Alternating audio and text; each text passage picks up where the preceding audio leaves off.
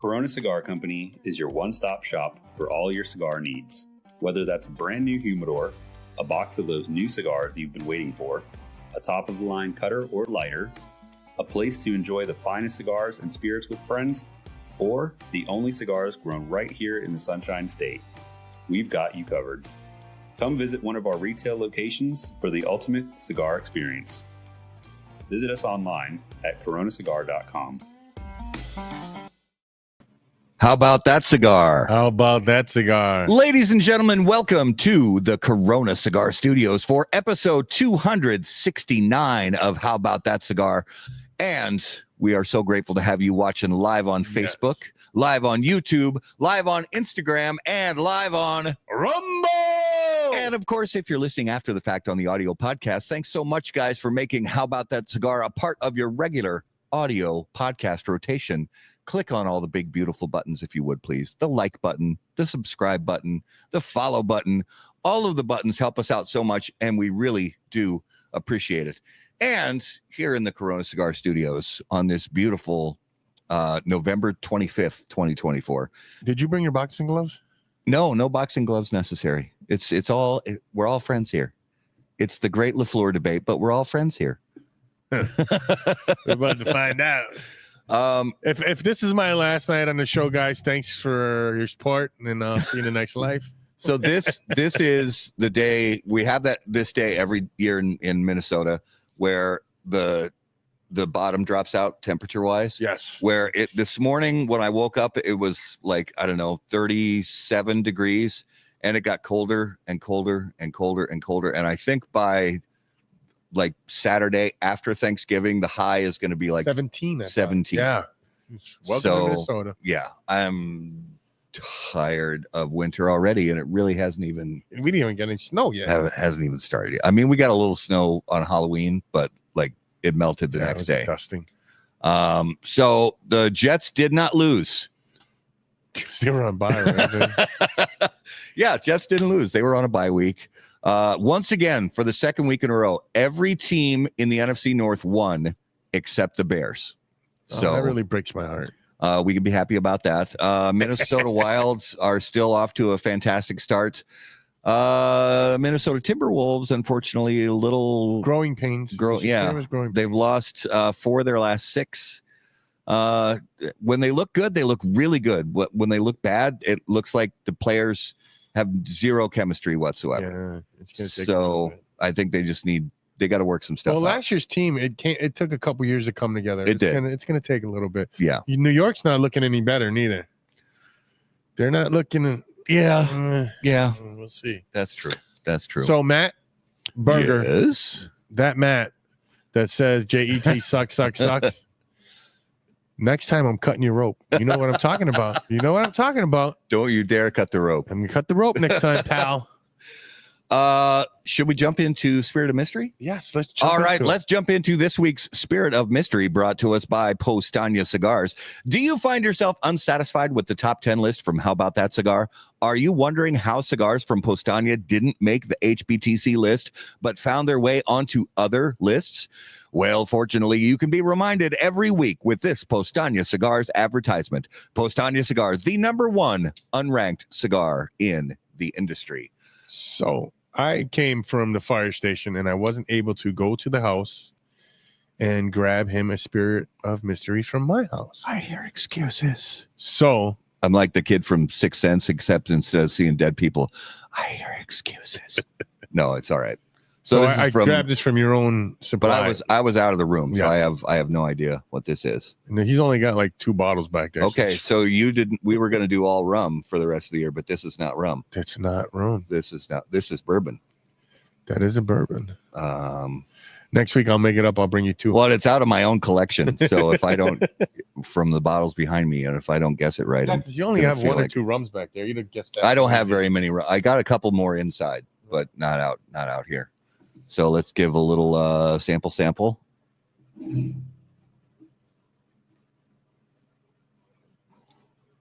Oh, hello. Yeah, I like that. You should. It's from your own collection.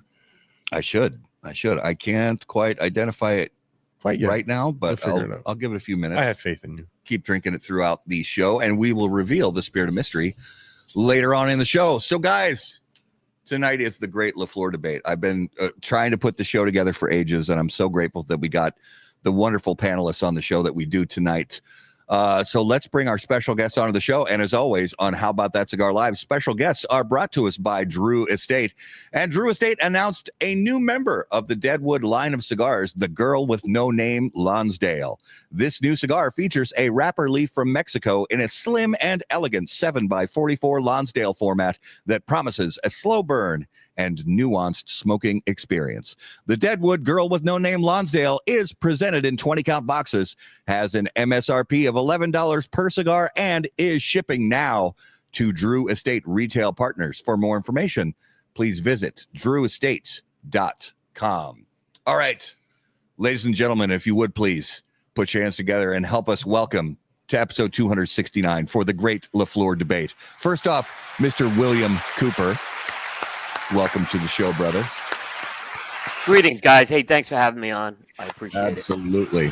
Next up, we have Mr. Fred Rui. Welcome back. Hi, everybody. Evening. And last but certainly not least, from El Oso Fumar Takes, El Oso Fumar himself, Bear Duplessis. Welcome back to the show, brother. Oh, Bear, I'm so sorry you're muted, brother. Oh, God, I hate when that happens. It's hard to, you know, our audience is clapping so loud. It's good to be here. That it was deathning. I couldn't even find my faculties to unmute myself. Yeah, I remember my first beer. So, welcome. Well, thank you so much, gentlemen. Appreciate it. We're so grateful to have you guys on the show. This was, I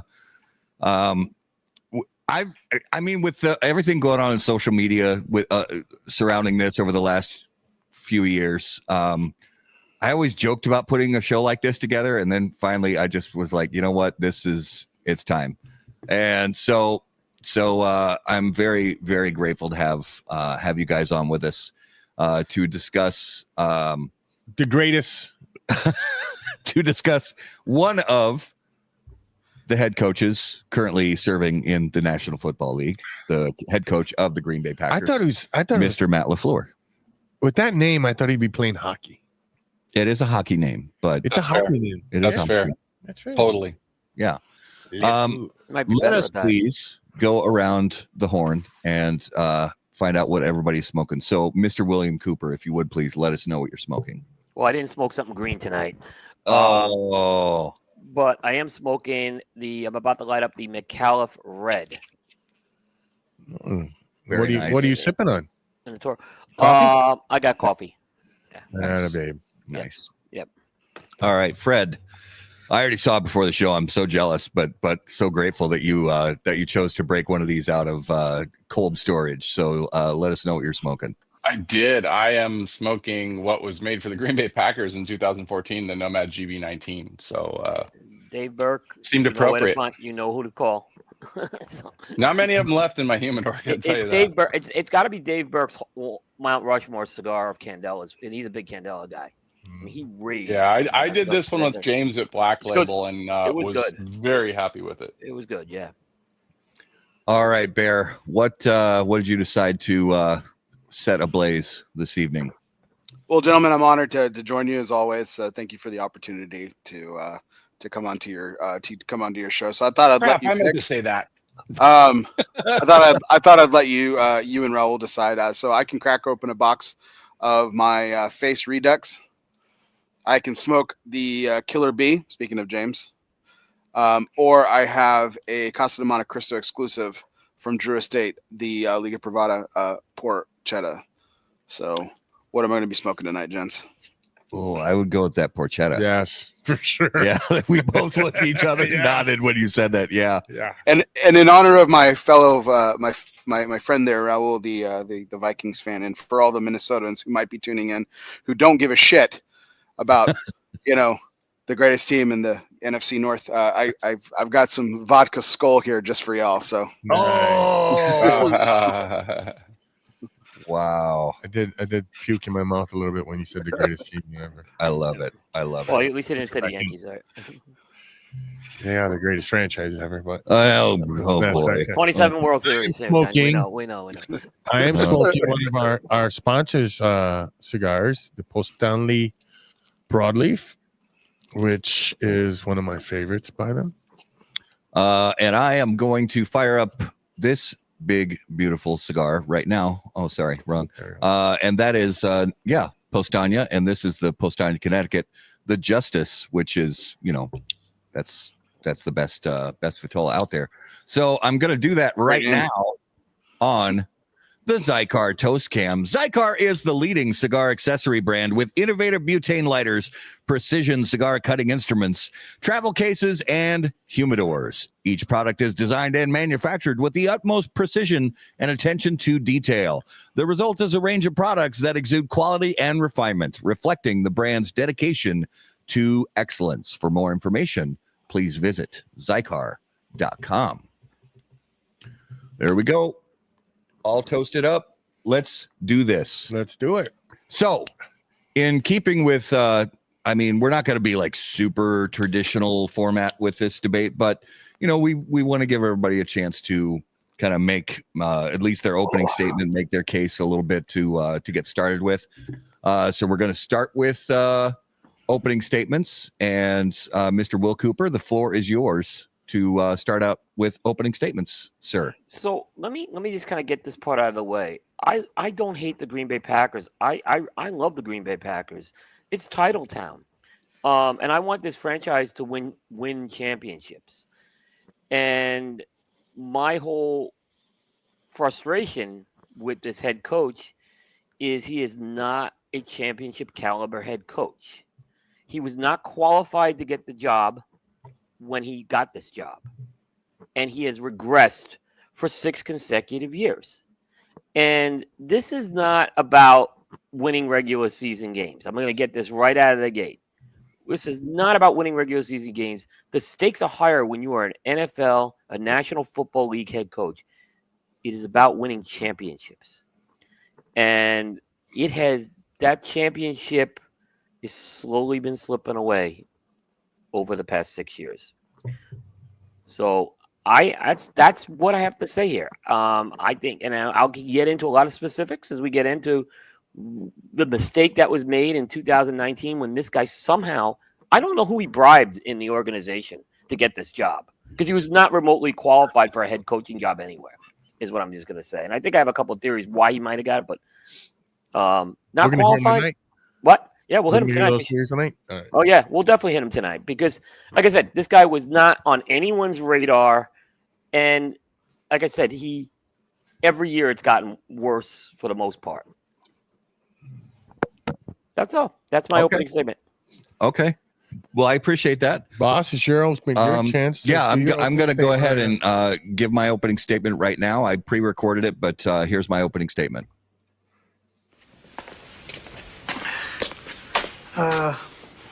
Everything that guy just says is bullshit. Thank you. You know what? So okay, can I just say something? Matt? Joe Pesci is my Chevy Chase. That was fucking clutch. Oh my god. Oh god, that was awesome. Oh, that was great. I couldn't resist. I couldn't resist. I mean, I guess I have a little bit more to say about it, but that really does. Are these magic grits? Wow. That does really kind of sum it up for my particular opening statement. So, Fred Rui, we're going to go to you next for your opening statement.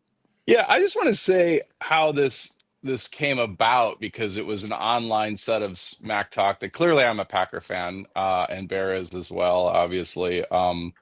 And this came from Coop jumping in and saying what a horrible coach Matt LaFleur is. And we'll hear all the background for what his matrix are for that. So I'm going to reserve some of the stats on there. But the argument, I mean, if the argument is, hey, who's won the most Super Bowls, who won the most championships, then so be it. We can end the show now. There's been 56 Super Bowls, and there's only 35 coaches that have won Super Bowls. So if the argument is you're not a good coach unless you win a Super Bowl, the main championship there, then yeah, okay, if that's Coop's metrics, then so be it. But I think the stats are going to show whether someone's a good coach or a great coach. That remains to be seen as far as whether he's a great coach. And I don't think anybody here is saying Matt LaFleur is of that, great coach level, although we're going to have some pretty good arguments of what his trend is. But 529 coaches have coached an NFL team. And to say Matt LaFleur is a bad coach, got to hear the arguments for this. All right, Bear. Opening statement. I think that Fred and Coop both put together the context of the conversation tonight in a pretty nice way. I'm glad to hear that Coop's a fan of Titletown. That's fantastic. But his words over the last few years suggest anything but. Again, this isn't personal. This is all about facts. So let's talk about the facts. He has made the statement that Matt LaFleur looks like a deer caught in the headlights. I guess he would know, considering he's a Tom Coughlin fan, and Tom Coughlin looks like he doesn't know where his fucking keys are half the time. So, but that being said, I think that there's some interesting comparisons that Fred was kind of alluding to that I'm really excited to explore on a factual level tonight. But most importantly of all, these are two of my very favorite people. And while we might disagree from time to time on certain things, one can be absolutely certain that Fred and I are right. There you go. I like it. All right, Raul, opening statement. My opening statement is simple. I don't like Green Bay. I don't like their titles. I don't like their coach because they let that idiot go to New York instead of keeping him in Green Bay, and he fucked my team up. End of statement. Thank you. All right. That's fair. I have no facts. I'm all emotion. I have no facts at all. Oh, Coop, you're muted. We can't hear you. It's a perfect blend of facts and emotion tonight. I think that's what we should be. That's what we should be going for. So, yeah. Do we have Coop muted on purpose? No, Coop muted himself. No, I had a little problem with the mic here. So right on. Sabotaging yourself. You're using technical difficulties as an excuse early in the debate. I like it. No, I can just talk right through the laptop. Don't feel bad if the mic goes. So I'm happy to do that. So I don't use excuses like LaFleur does. Yeah. So Coop, your contention is, because I recall back when a lot of this started was, like Fred mentioned, it was mostly on Facebook. And I actually I'm not going to bring them up now, but I did go back and save either times that you personally posted things about Matt LaFleur specifically, or if you interjected on other people's posts and things like that. Many of which had nothing whatsoever to do with Matt LaFleur, and yet you felt necessary to interject the name of Matt LaFleur into those posts, and which is totally your prerogative to do so. But I found 50, I'd have to remember something, but I trust you're accurate. Yes. I found 58 either posts or comments in which you mentioned LaFleur by name or or other such. Yeah, 58. Were some of the context just talking about terrible coaches? Well, essentially, and it started with when probably all of them was first made. That when the announcement was first made by the Green Bay Packers that they were hiring Matt LaFleur as their head coach. Yes. And you immediately went into, this is a terrible hire. And since then, and I want to clarify a little something, Coop, because you have, and I agree, you have softened your position in the last couple of years where there were quite a few years where comments and such that you made on social media were not just that Matt LaFleur is not a playoff winning coach, is that Matt LaFleur is a horrible head coach. Then your position, it seems, has softened a bit, at least that Matt LaFleur is not a playoff winning head coach. So I want you to make your case for specifically why you believe Matt LaFleur is okay. Go ahead. Before you start, Coop, can we get a little history of Mr. LaFleur's? Where was he coached in college? Did he play football? Can we get a little background for the people that are not Green Bay Packer fans? Yeah, football. Yeah, I know for a fact that Coop has this already pulled up and ready to go. So he comes from Boston College, basically. Right. Coaching prior to the NFL, but go ahead, Coop.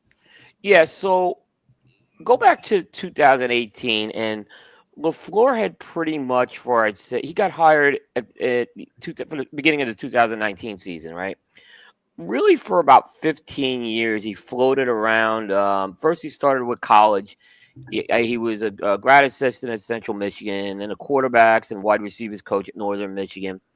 Eventually made his way to the Houston Texans in 2008. And for the most part, with the exception of 1 year at Notre Dame as a quarterbacks coach, he's been an assistant. While he was in the NFL in 2010 to 13, I believe that's when he met Sean McVay. And that's going to play, who's the Rams coach, and that's going to play a key role here. But LaFleur was brought into the Rams in 2017 as McVay's offensive coordinator. But he really wasn't calling the plays that year. The year after, he goes to the Tennessee Titans, and at that point, the Rams offense elevates when Kevin O'Connell comes in there. It elevates, and I mean they become. That's the team that goes to the Super Bowl the following year. They score 200 more points after LaFleur leaves, and he's at Tennessee. But I never understood why LaFleur was so sought after by Green Bay in 2000, that end of that 2018 season, when there were clearly, like, you had a coach out there who was, in my opinion, the no-brainer to hire. Do you guys know who that coach was in 2018? No names come to mind. Okay, and look, and I'll say this: McCarthy was 6-9-1 in 2018. I understand maybe it was time for change, but Bruce Arians was sitting out there. Bruce Arians, who had just he'd taken a year from Arizona, he wanted to come back. Bruce Arians was sitting out there, and I cannot understand for the life of me why Green Bay didn't pick up the phone and call him, because this guy is a tremendous coach. He's a tremendous offensive coach. And I think that after that 6-9-1 season, I thought that Green Bay could be rejuvenated. And they didn't. Okay. So do we know if they ever reached out to Bruce or if they reached out and he said no? From what I understand, they didn't reach out. Now, okay, that I could be fact corrected on that. So I'll be honest with you on that. But in my opinion, this is Green Bay. This is a storied franchise. You're bringing in a guy. You hired a guy who only called plays as an offensive coordinator for 1 year, and basically was jettisoned out of, like, he basically didn't want to stay with Sean McVay because his ego. He wanted to call plays. So I don't know if he was fired or he left. I don't think he was fired from the Rams. But he goes to the Titans. He does nothing with the Titans that year. The Titans scored they were a middle of the road offensive team. There was nothing that showed me well, Matt LaFleur is going to be the next great, like, put him into Green Bay and make him a great coach. It just didn't seem like that to me. So the hire from the beginning was bad, in my opinion. It was a bad hire. If I'm not correct, and I hate to even hint that Green Bay, whatever, didn't he make Tannehill look like a star that year? Tannehill's numbers picked up when he went to Tennessee under LaFleur. That year, I believe Tannehill, it was hard not to. I'm trying to remember if Tannehill was there that year. That's I got to be honest with you on that one. Tannehill was a Miami castaway, and was he there that year? Yeah. Yeah, he suddenly became relevant. I mean, like, he didn't turn him into, like, he didn't turn them into, like, Aaron Rodgers or anything like that. He wasn't playing at Jordan Love level. Right. Let's say he did. Okay. He certainly played the best football of his career. Yeah, let's say he did. You didn't need to bring Matt LaFleur in to make Aaron Rodgers a better quarterback. Okay, you need to bring Matt LaFleur in to make the Green Bay Packers a better team, and that's kind of what my point is with that. Is he wasn't that was. By the way, he was not with the Titans that year. Just so you know, he came to the Titans after LaFleur. I just looked that up. He came in 2019 when LaFleur was already at Green Bay. Who was the quarterback then? The quarterback, I want to. Yeah. The quarterback, which I'm looking at. I actually have this on my spread. Of course, I can't find it on my notes now. So It doesn't exist. But okay, but that's not what. Again, you didn't need Matt LaFleur to make him a better quarterback. Is what I'm saying. You needed Matt LaFleur basically to make him a better player. That was my whole point. And the other thing that we should put on Matt LaFleur's resume is someone by the name of Nathaniel Hackett, by the way, who he decided was going to be his offensive coordinator. So keep that part in mind. That and by the way, Titans didn't make the playoffs under a LaFleur, the 1 year, the one wonderful year that he spent there, to do that. So the quarterback was Marcus Mariota that year. And Blaine Gabbert. Oh, okay. Some stellar talent he was working with. Okay, and I'm not going to hold that part again. Again, I'm not going to hold that part against him on that. My point is, he did not have a resume yet to go coach in Titletown. That's what my point is. Packer fans? Let me address. Can I address one piece of this? Yeah. I mean, there's obviously going to be a whole lot of components. So let's talk about LaFleur being called in there. I'm not sure where Arians is coaching in the NFL right now. I don't believe he is. I think he ended up going to Tampa. He's on the executive board or whatever it is now, or something like that. He went to Tampa, won a Super Bowl. By the way, as head coach. Yeah. Well, Aaron Rodgers ain't no slouch either, is what I'm saying. Yeah. No, okay, but let's talk about that. One, there's an assumption that you're making that I don't necessarily buy into, and what was Green Bay Packers need at the time they brought in LaFleur. So let's talk about his coaching style and what he did when he went in there. You have a quarterback that had already been there for several years, had gone to the Super Bowl once, arguably one of the most talented, but there's a ton of great quarterbacks that never won a Super Bowl or were never there. So let's talk about what the Packers needed at that time. He went in, he changed the organization, he changed how they did practices, he changed music at practices, he changed the pictures that were on the walls. Now you want to talk about, I want to take the Aaron Rodgers element out of it briefly, because yes, he had a good quarterback and there's a lot of great quarterbacks out there, but it still takes a coach. He went in to a prima donna quarterback who arguably one of the best quarterbacks there's ever been, that didn't want to be there. So it's one thing to coach a great quarterback and that will go and execute and do the plays and everything else like that. It's another thing to go into a relatively beginning to be a fairly toxic environment that Rodgers was publicly saying he did not want to be in Green Bay. And by the way, under LaFleur, Rodgers got MVP 2 years in a row. So he not only had to rein in Rodgers to talk again, what was the Packers' need for a head coach at that time?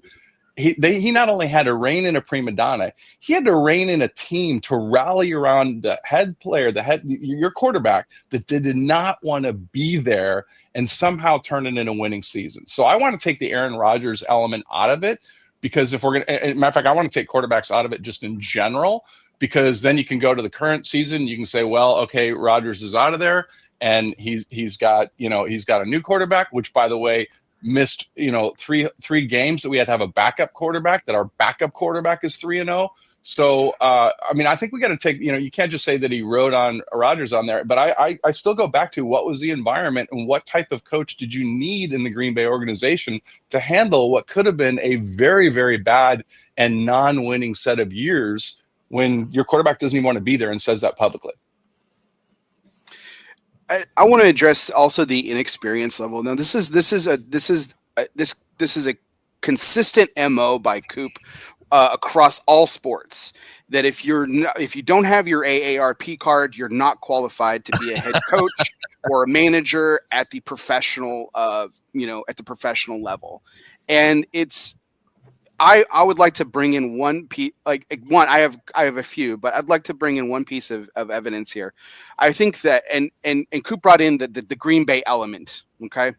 That Green Bay is title town and everything like that. So let's talk about Chuck Noll, who's the head coach of the Pittsburgh Steelers for an entire generation before Bill Cowher was brought in, okay?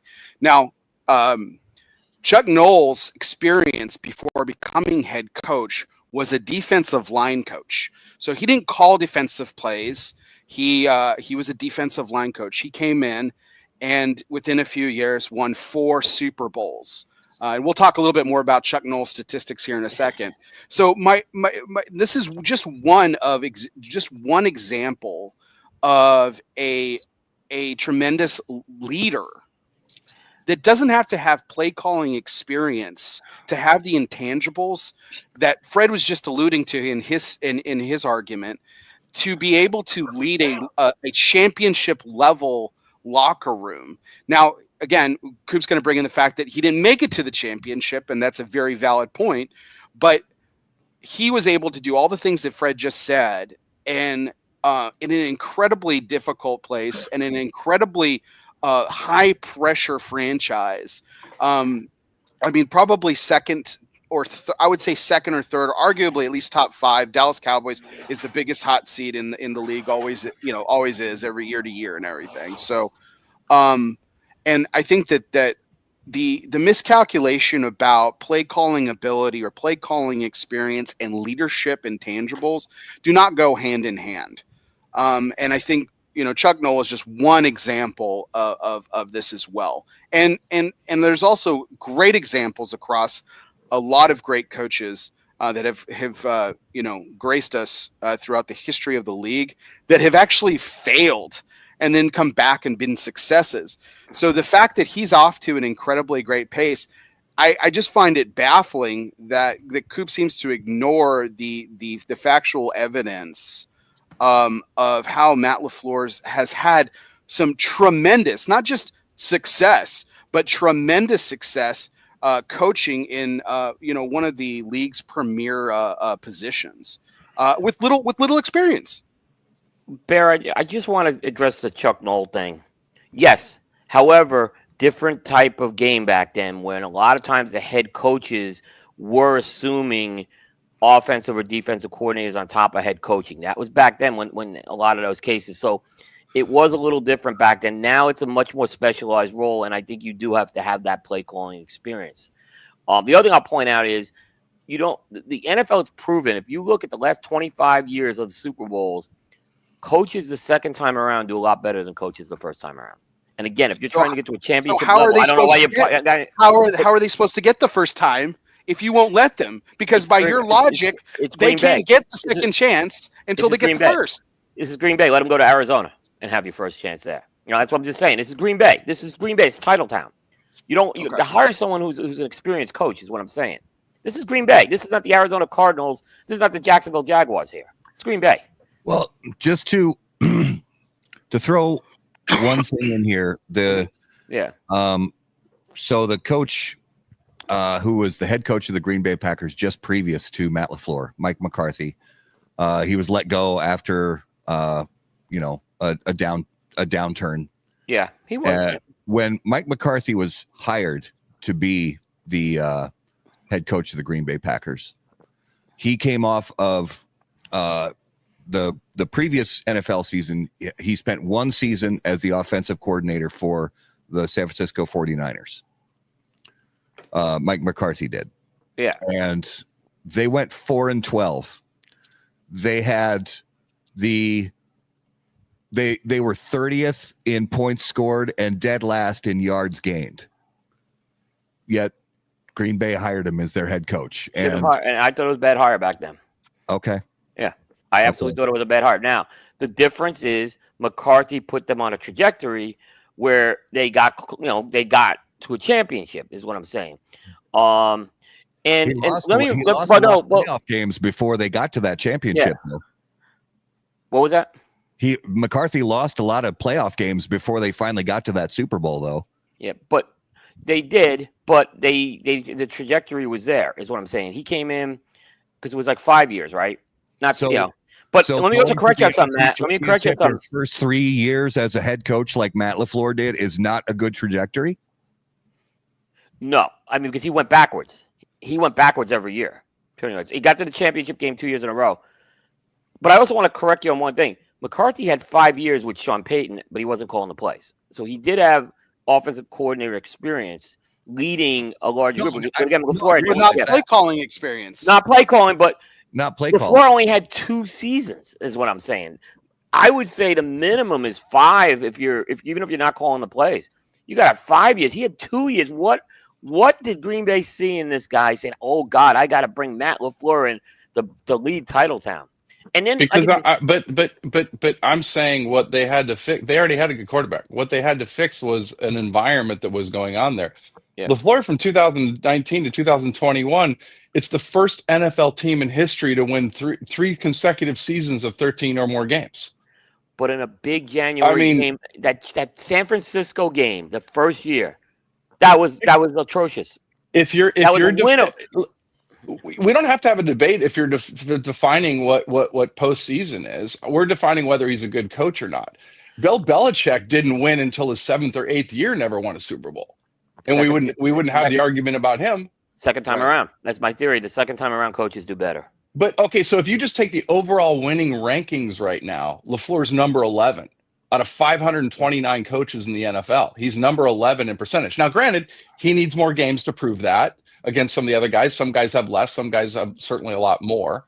But you can't take a guy that is in the top 5% of all NFL coaches' record and say that he's a bad coach. You just can't. He's gone through a couple different quarterbacks. He's gone through a different environment. He's had to rebuild it. He's had to get you cut bait on a defensive coordinator and get a new one. And you say he's a bad coach? They would have won the 13 games if Joe Philbin had stayed there as the coach, is my point. I'm sorry. You have Aaron Rodgers as a reason. Speculative. Okay. But you had Aaron Rodgers. Aaron Rodgers was there like 7 years before he got there and only had one Super Bowl. So you can't tell me it was just Aaron Rodgers. And don't forget, they did a lot of free agent moves that offseason too. They brought on the defensive side. So on the defensive side, and the offense flourished. To your point of him being an offensive liability in his previous postings, and the offense flourished. And who was the defensive coordinator? Pettin was great. Pettin was great. But you're still saying going back to Aaron Rodgers. Aaron Rodgers was there a lot longer before he got there, and they only had one Super Bowl. Is it Aaron Rodgers or not Aaron Rodgers?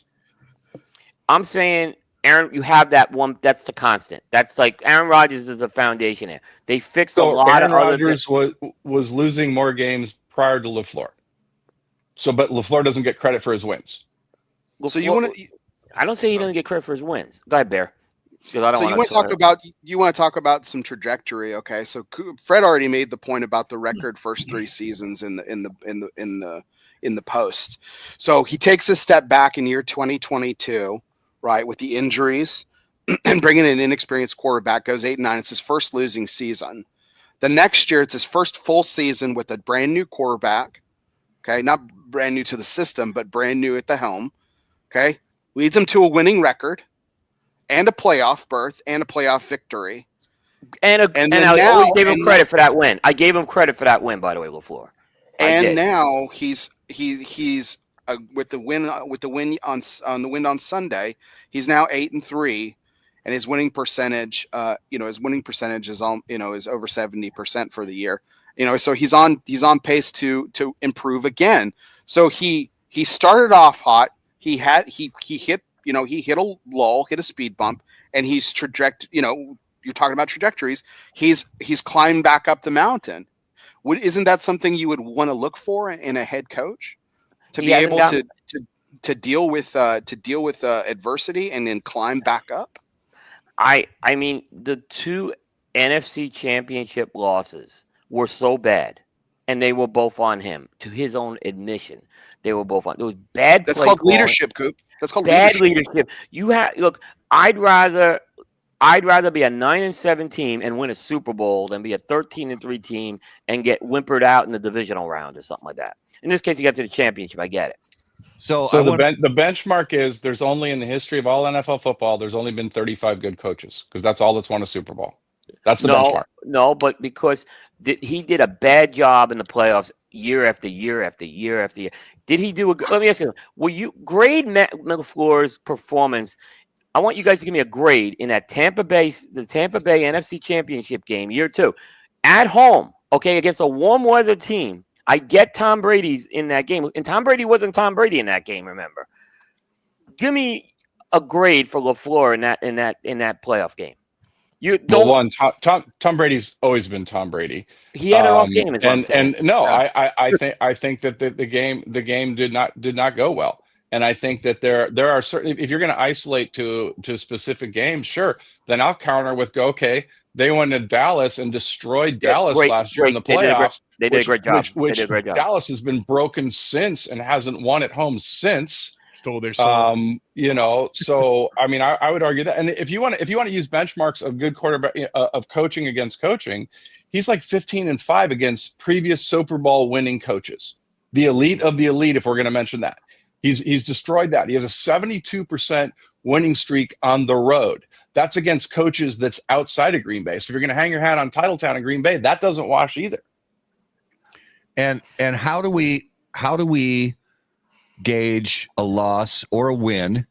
Either one. How do we gauge at the end of the game?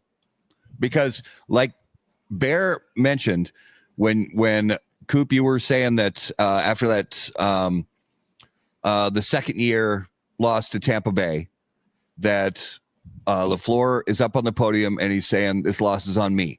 That's leadership. Any good quarterback, any good head coach, any good defense, any good leader, when there's a loss, they're going to say this loss is on me. But I think it was. I'm not disagreeing with Coop. Yeah. I don't mean or agreement. I'm not disagreeing. I think that he did not make halftime adjustments that he needed to. I will say fair point, Matt. No argument on that. Fair point. No, I agree with Fred as well. And I'm not by that. I'm saying that I have seen plenty of questionable play calls from Matt LaFleur over the years that he's been a head coach. But I'm saying, how do you gauge? Because you look at every game and there's going to be some really piss poor mistakes made by the players. And I feel like, any good coach with good leadership balls is going to say this loss is on me. But also any good player that truly cares about his craft is going to say that drop pass is on me. That bad route is on me. Missing that juke, at the line is on me. Missing that easy interception was on me, so on and so forth. And there have been so many examples of player mental mistakes by Green Bay Packers players in key moments in some of those playoff games that, in my mind, Yeah, a lot does a lot of the responsibility for a loss or a win fall on the head of the head coach? Absolutely, it has to fall on the coaching staff. Absolutely. But you also have to look at mistakes made by players in key moments. And on the converse, if it's a win, you have to look at phenomenal plays made by players and phenomenal calls made by coaches. It can never fall on just one or just the other. And it's also a question of being competitive too. You talk about his playoff record, but I would rather have a team that is in the playoffs every single year and doesn't quite make it there over the years. Even as a true fan, do I want a championship? I absolutely do. Is that the bar? It absolutely is. But I'd rather be relevant every single year and have fun and enjoy my season than have these pitfalls and roller coaster rides that other franchises arguably just as important, as Coop keeps bringing up, the landscape of Titletown. There are other important franchises in the league that have had so many dips and peaks and valleys across the last 20 or 30 years. I enjoy the fact that we're still competitive every single year. And yeah, we have a speed bump every now and then because of an injury to an Aaron Rodgers at some point, or a transition like we experienced 2 years ago. But I would rather be relevant and competitive every single year and have a coach that I know is going to put their best foot forward every single time, admit and take accountability when the chips are down and the buck stops with him, than be up and down with the franchise. And that's not a dig on your Giants, Coop. I know you think that's probably no. I don't disagree with that, but I disagree with it in this case because it is egregiously bad, and he's been egregiously bad in the playoffs. He's been bad. Except for that Dallas game was I give him credit for the Dallas game. I will say that up front. But then he laid an egg against Sam, and that was a winnable game in that San Francisco game. He didn't lay an egg against San Francisco. They lost by like 3 points. That was a winnable game. It was bad coaching. How do you wait, hold on. How do you say it was bad coaching against Niners when Green Bay had already gone 2 more games in the playoffs than they ever should have? Yeah. It was a winnable game.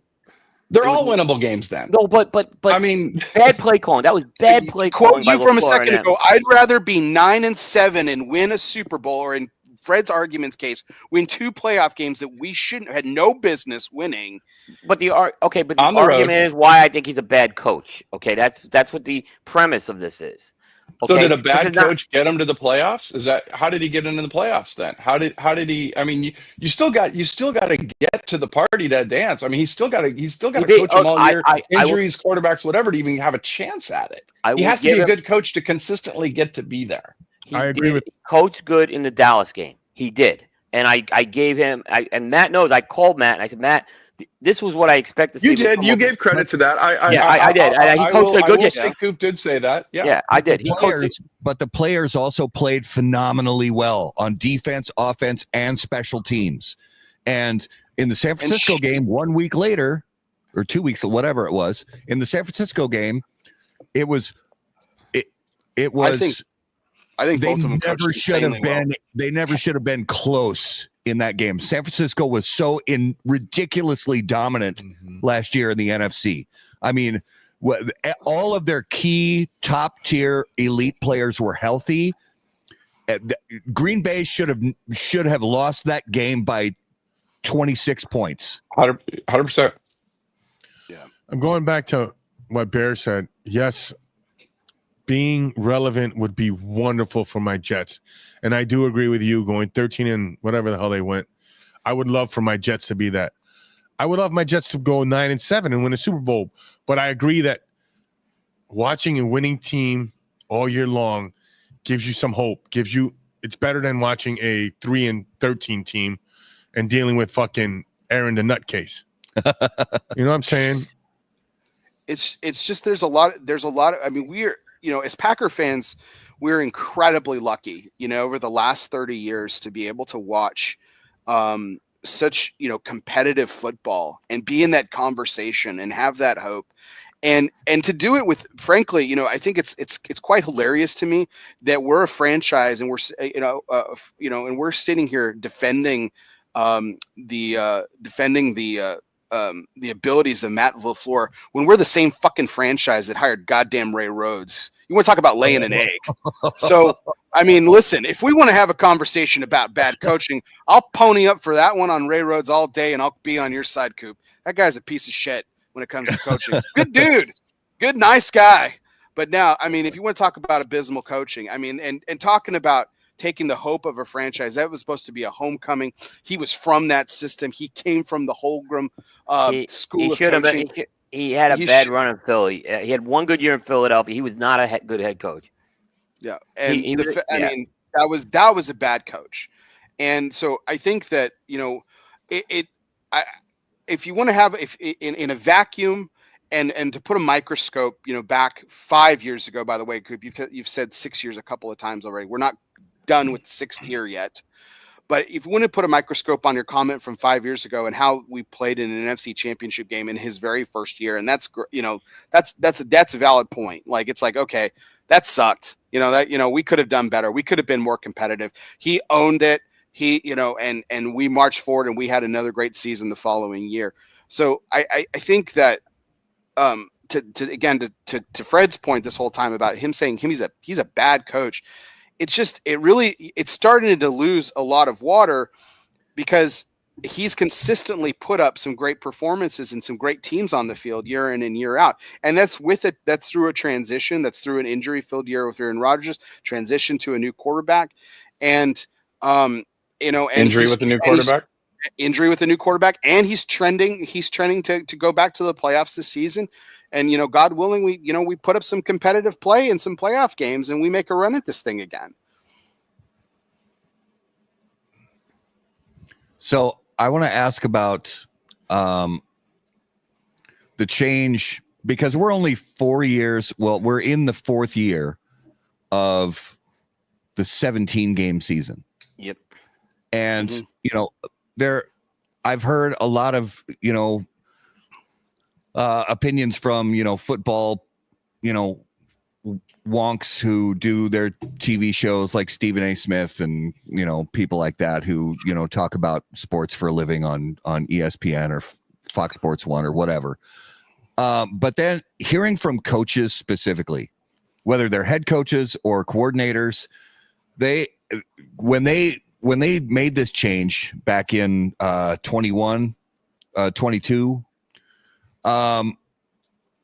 almost every coach they talked to about it said it's a completely different game when you've got a 17-game season versus a 16-game season, because and you can see that in the stats, because it is so much more common for a 9-8 team to get a playoff spot than it ever would have been for an 8-8 team to get a playoff spot, or a 9-7 team even to get a playoff spot. And that changes things dramatically. And he took on that challenge midway through his career with the Green Bay Packers. And we're talking about, again, I know, Coop, that as far as I'm aware, you don't think that regular season wins are relevant. But he's got a 68%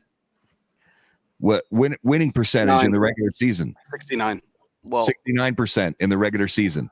And he's okay. So he's 43% in the playoffs.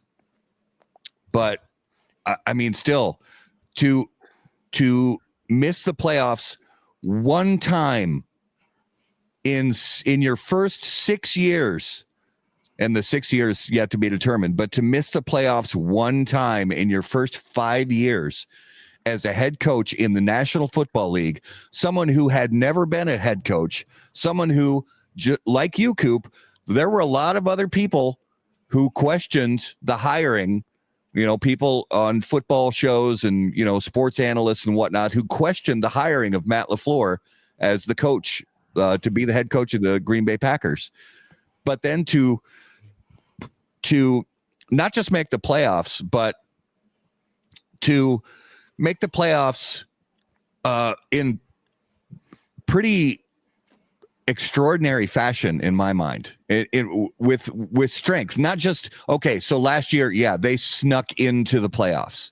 I'll grant you that. Last year they snuck into the playoffs, and everybody, including me, I was like, they are going to get killed by the Cowboys in this playoff game. They're going to get killed.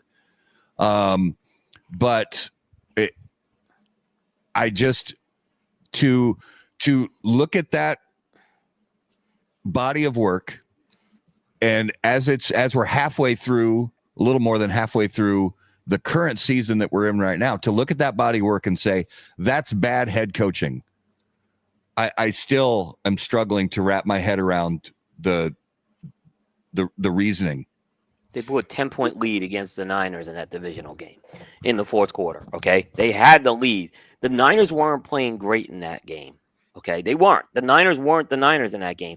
That game should have been put away. Why do you say the Niners weren't the Niners? But that's they just weren't playing great. They were getting penalties. They were sloppy in that game. So that's what great teams do. Great teams rebound, Coop. Listen, they blew a 10. LaFleur should have went for the kill. So, hold up. LaFleur got them that 10-point lead. Did he then call the defensive plays to lose that 10-point lead? No, they scored zero, but they scored 0 points in the fourth quarter. And he fired the guy that lost that 10-point lead. Yes, but they also scored 0 points. Jordan, they scored 0 points. His offense, he's supposed to be an offensive guru, this guy.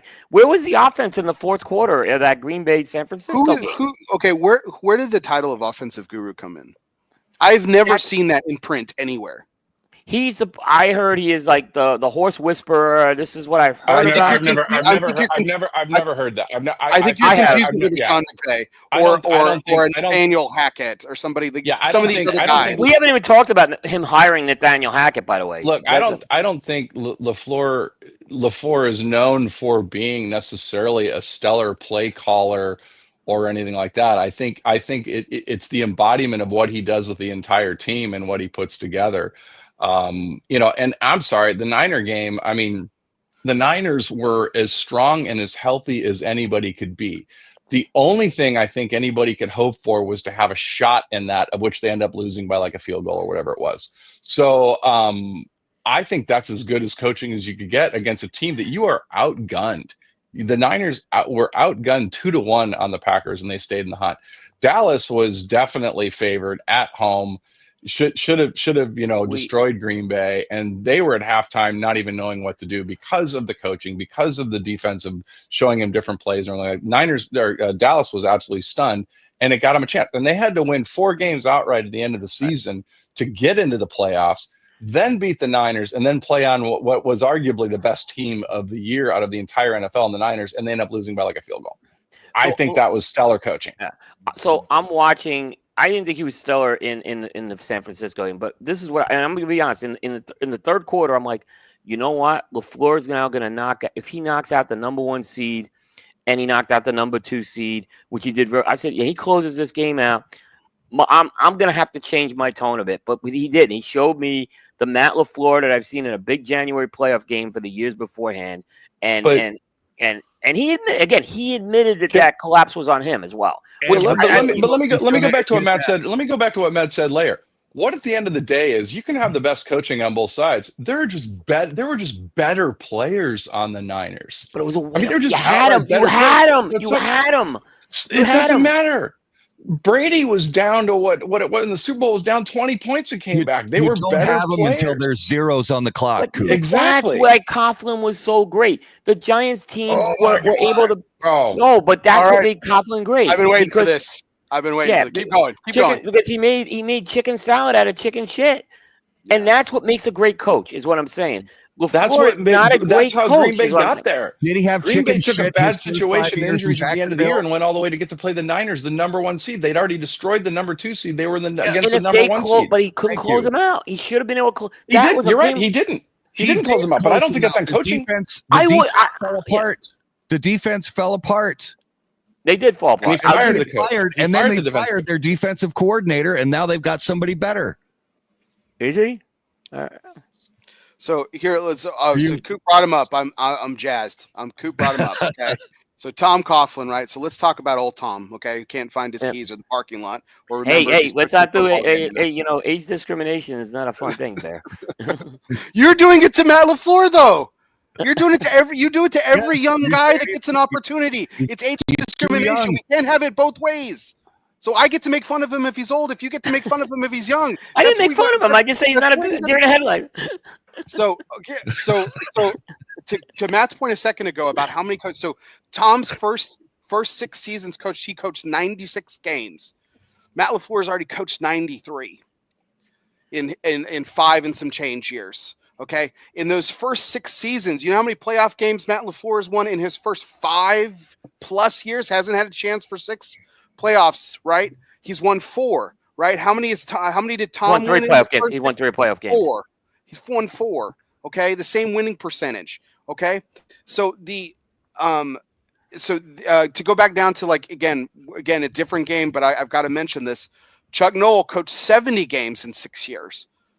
Vince Lombardi 66. Jimmy Johnson only 80. John Madden only 70. Okay, Different era. I'll go back again. It was a different era. Less teams and stuff. You know, it was different. Right. So yes, it's a more complex era. It's harder. The game is faster. The players are stronger.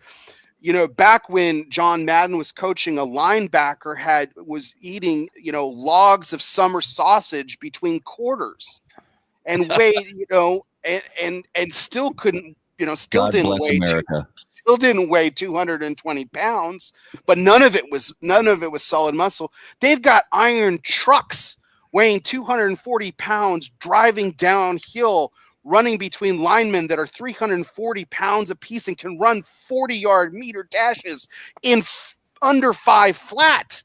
I mean, these are specimens. This is a harder game. You said it yourself. So to excel and to have great success, regular season, postseason, even in the limited cases, and yes, having some faltering, but having success in a more complex, diverse, higher intensity, higher competitive, higher, even the financials are complex with the salary cap, even more so. You throw in all that, and you're saying that he's still a bad coach? He hired Nathaniel Hackett, who did well, and he went on to get a head coaching opportunity. And should have never had one. And he was hard. He was we didn't hire him. He brought him in as the OC. Like that guy shouldn't. That guy couldn't be. Raul will back me up on this. How bad has Nathaniel Hackett been as a play caller for the New York Jets? Terrible. I mean, terrible. So he's terrible. Wasn't in Green Bay. Because he wasn't. Well, he wasn't calling plays. He wasn't calling plays. I mean, I'll give you that. Matt LaFleur is eons better than Nathaniel Hackett. I will give you that. Okay, but that's not saying much. Shit. Thank God. Okay, so we only have 528 coaches getting ahead of now. There we go. So, yeah, in Tom Coughlin's, Coughlin 12-7 in the playoffs, won 3 Super Bowls. Yeah, I think Tom Coughlin has a fantastic head coaching record. I do not dispute that in any way, shape, or form. He won how many Super Bowls? 2.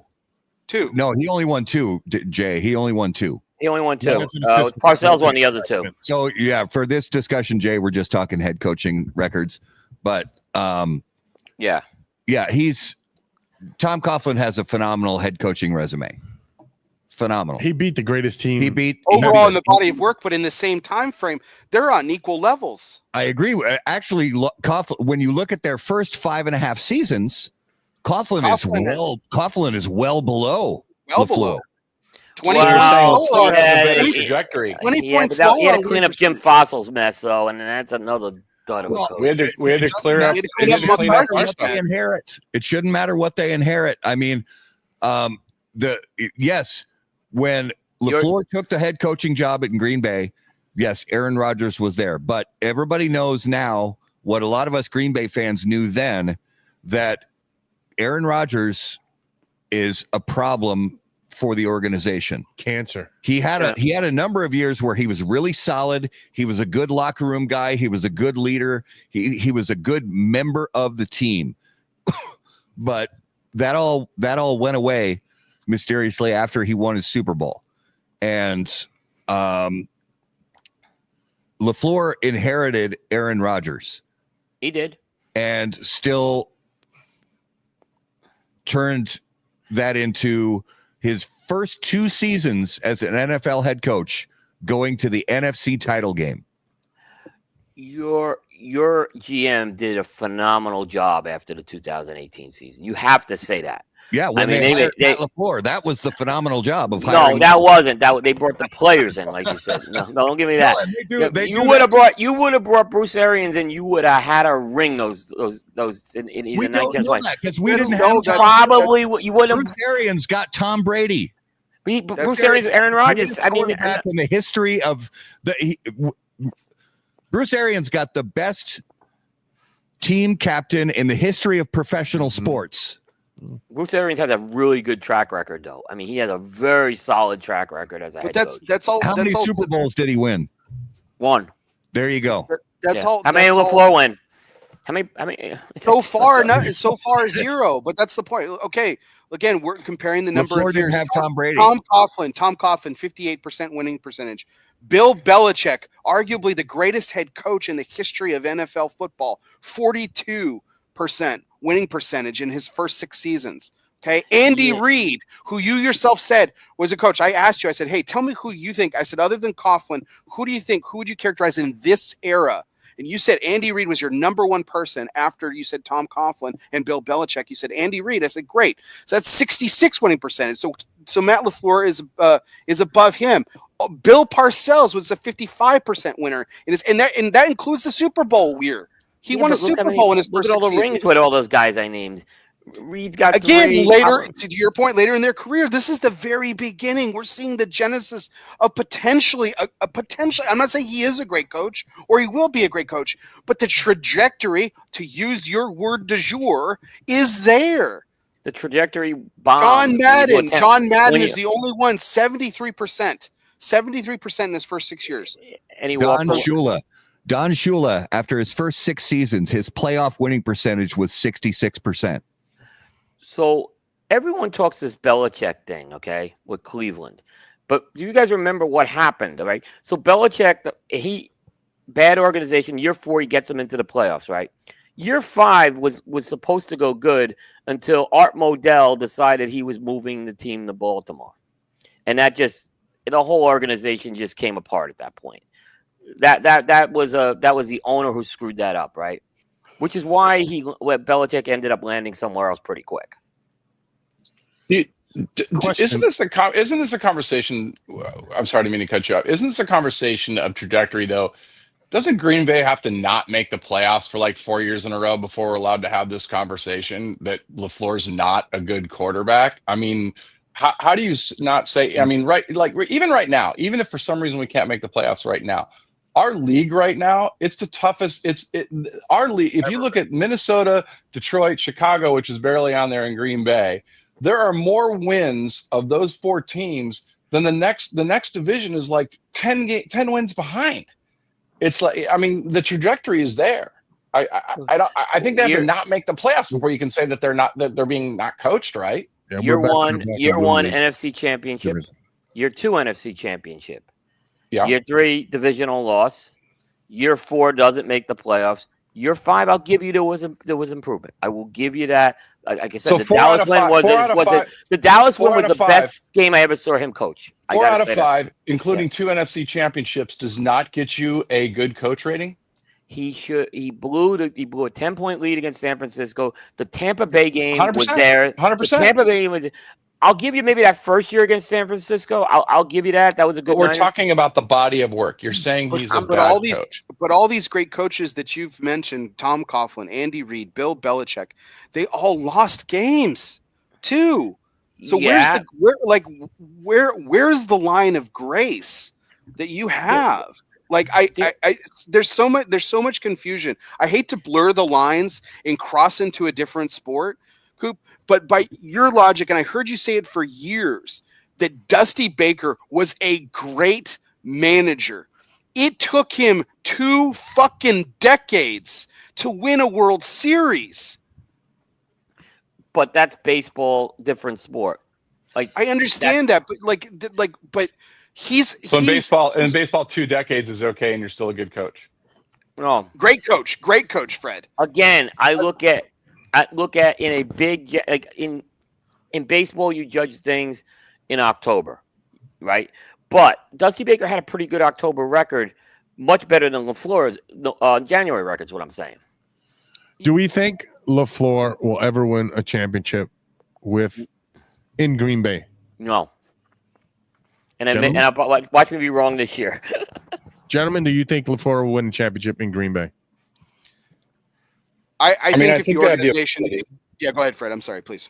I think they have the ability. I think it's fierce right now in that division. I think it's tough. I think the league's tough right now. I think the best you can do, I go back to any given Sunday. When we're talking playoffs, you're talking any given Sunday out of both teams walk in. I don't care what the point spread. I don't care if somebody's, I know from enough history of playing Minnesota, Detroit, Chicago. I don't care what the point spread is. Any one of those teams can beat the other one on any given Sunday, yes, and the playoffs are the same way. And some of that just comes to your best of your best players. You can coach only so much, but your players have to execute. There's a little bit of luck. There's a little bit of a missed coverage.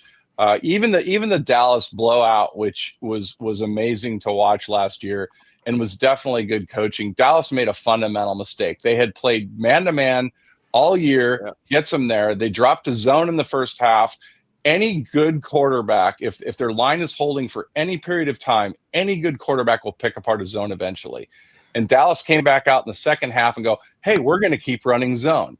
And that was a huge mistake on Dallas's part. But it still required the defense to step up against Dallas and hold them, and that's what they did. And do I think they can win a championship? I think they can, but I think it's any given Sunday. And I think right now, what's shaping up to be the division or to be the championship, I think it's going to be a flip a coin.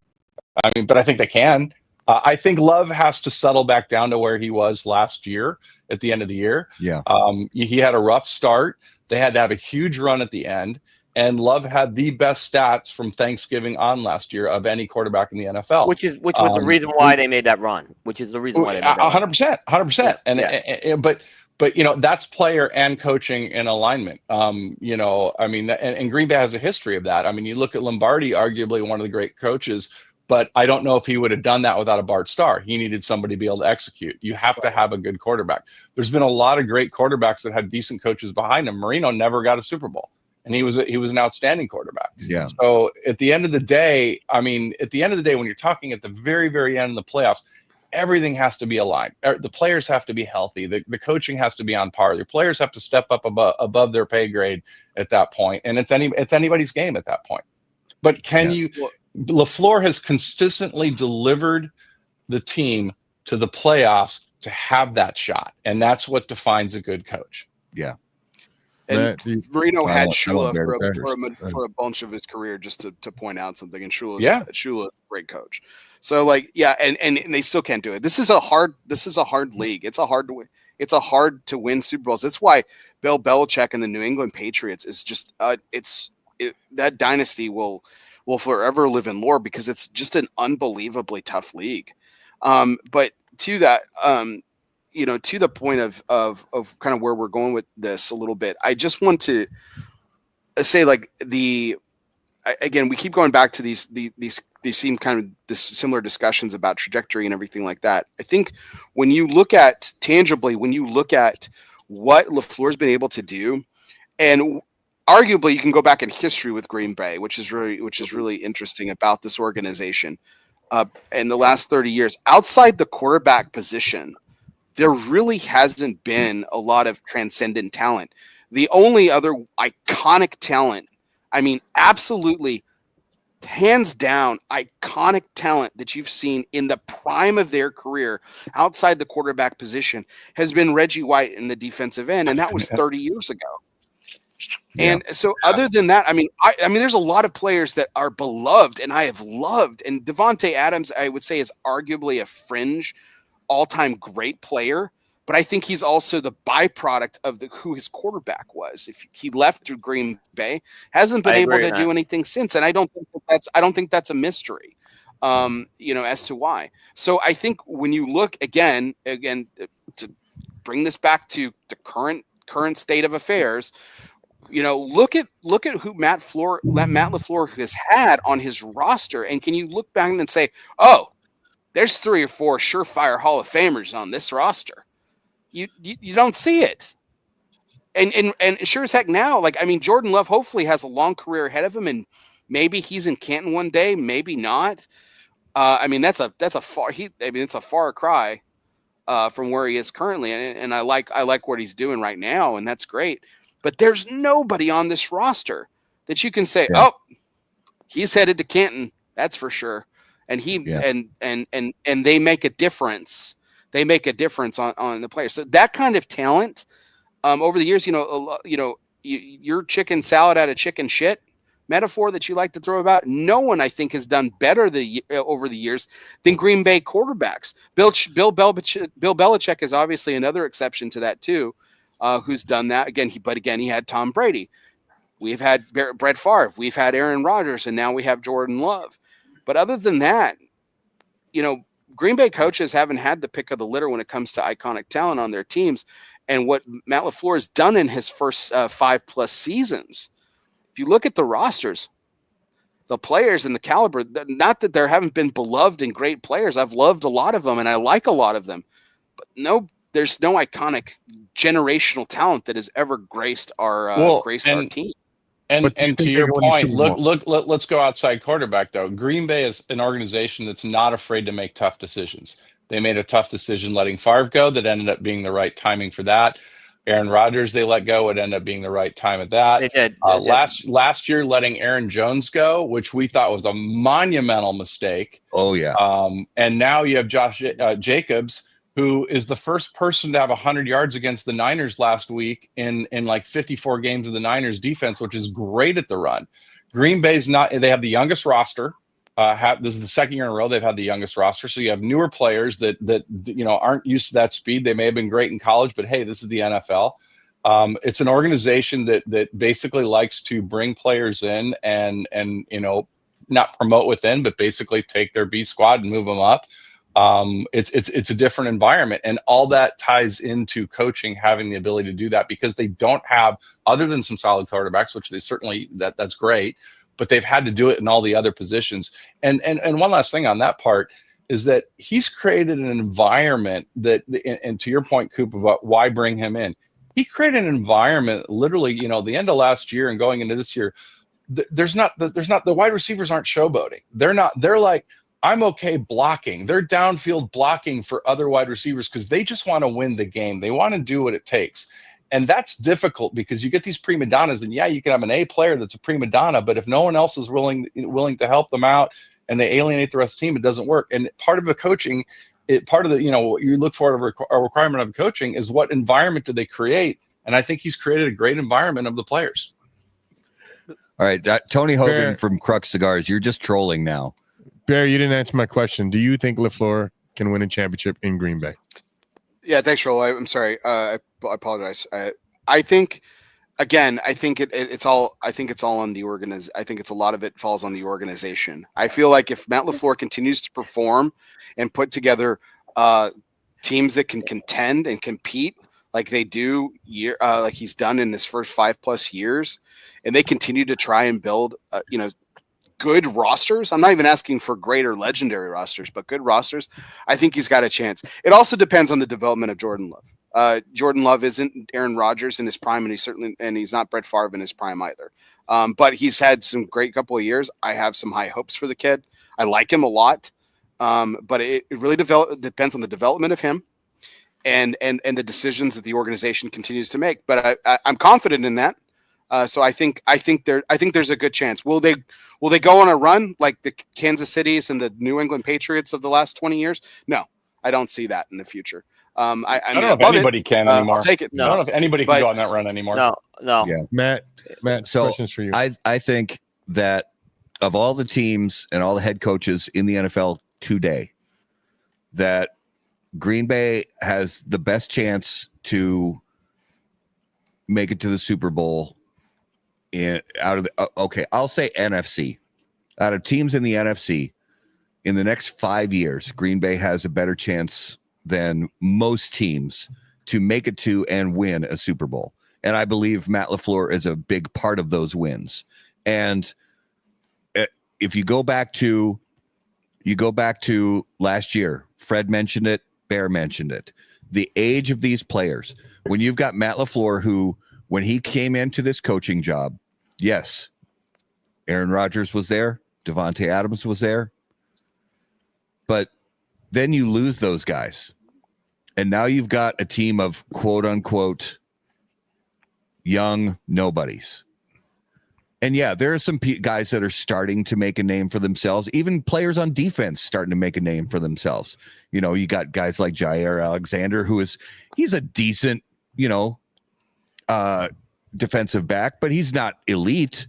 He's not I don't see him in Canton someday, but he's decent. He's way, as most defensive backs are, he thinks he's way better than he is. Mm-hmm. And he talks the talk. And I kind of respect the game a little bit, but the age of this team, I think, wasn't it last year that they're the youngest team? The youngest team since like the 70s or something for average age of player on the roster. I mean, you look at if player development and all the people on the coaching staff, including the head coach, continue to mold and shape these players with a good work ethic behind them and the good culture that Matt LaFleur has built into that locker room. And I want to bring up locker room again in a minute, but within 5 years, you are going to see them in a Super Bowl and win a Super Bowl if they continue on that culture. Okay, Coop. So if Matt LaFleur wins a Super Bowl in the next 5 years, will you change your idea of him being a great coach or a better coach? A better coach. He will be better. He will be. I will not. We will not be having this discussion if he wins a Super Bowl. Okay. Like I said, when he showed me something in that Dallas game, he really did. I'm like, you know what? Maybe, but then he kind of flopped in the Niner game. Will you go so far as to call him a good coach? I'll say good. I'll say they make it to so if when you get a ring, you get a ring. You can't take a ring away. If he makes 2 NFC championships in the next 5 years, no, he's not a good coach. No, he's got to get them over the top now. Now he's 6 years into this job, Fred. He's got to get them over the top. There's literally only 2 teams that make it to the NFC Championship. You know that, right? So if he gets 2 out of 5 years, he's still not a good coach. I understand that, but there's a point you have to get him over the hump. Show me on this dial where LaFleur hurt you. I'm just saying that, like, look, I think there's other coaches in the NFC that are going to get there before him and win. So they might. I mean, all right. So there's no way for him to become a great coach. Like, we're just talking about good here, and you're not even. If we're talking, he has an Andy Reid run, then I'm gonna have to eat a lot of crow.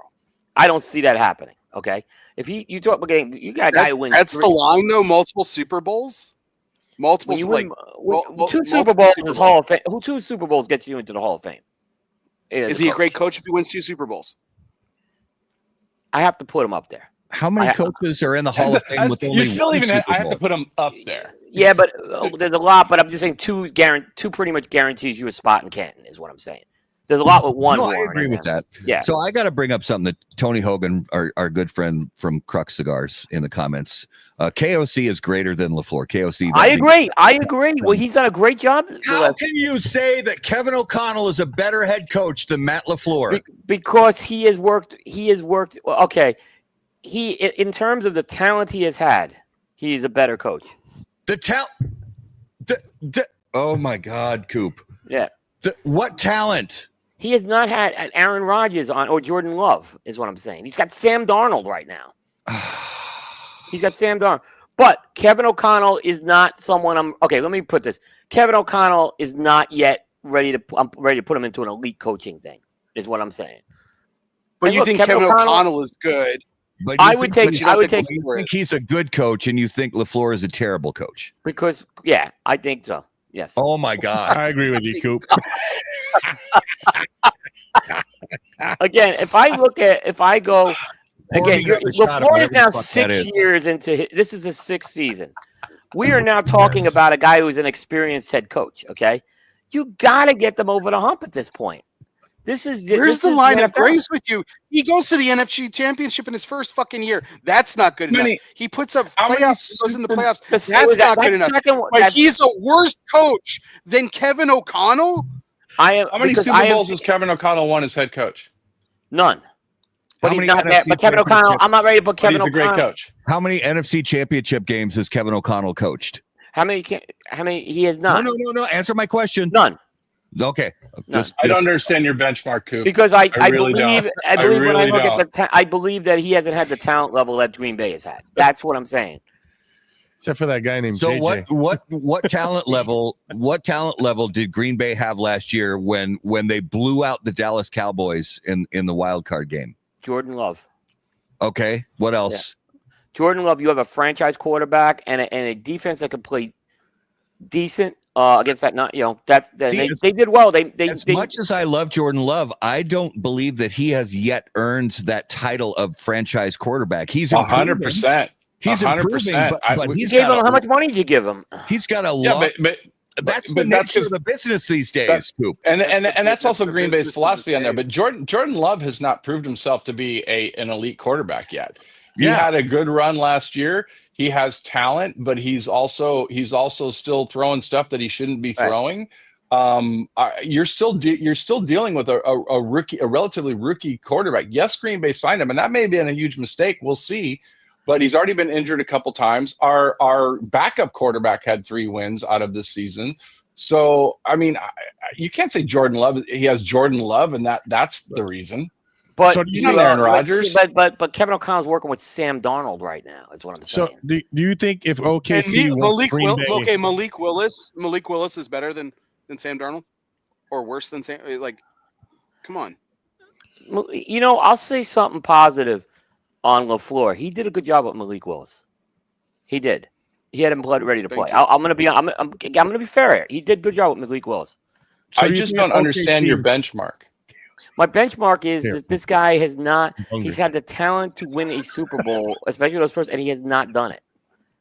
So if Kevin O'Connell, who's not even been to an NFC a championship or a Super Bowl, but I'm not putting Kevin O'Connell into this. Kevin O'Connell is not. You said he's good, but you said I asked the question. You said Kevin O'Connell is good. He's better than LaFleur. Is all I'm saying. I think Kevin O'Connell also made good adjustments to his coaching staff over the last few years, especially in the whole defensive thing a couple of years ago. I think he did, bringing in what's his face, the coordinator. You mean like LaFleur made adjustments the last couple of years? Okay, all right. I don't. Well, Green Bay, do you think they'd win the Super Bowl?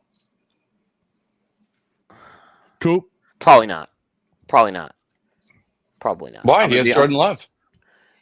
But if you bring in, he's a good coach. Right, let me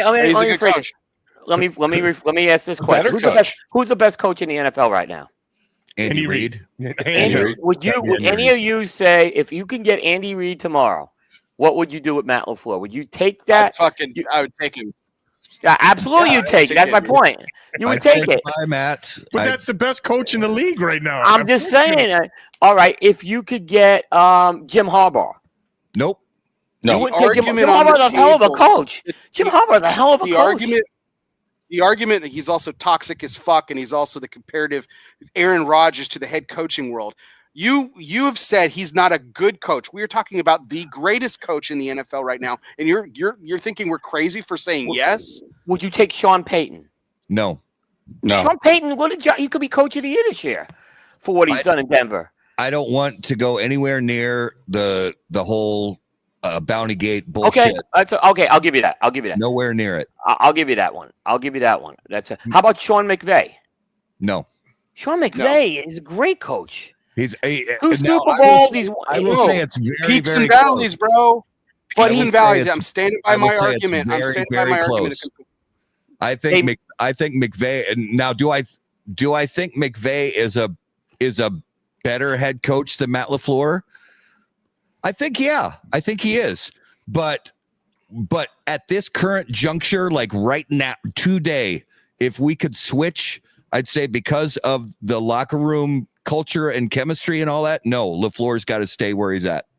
How about John Harbaugh? No. John Harbaugh's got a Super Bowl and he wins every year, just about.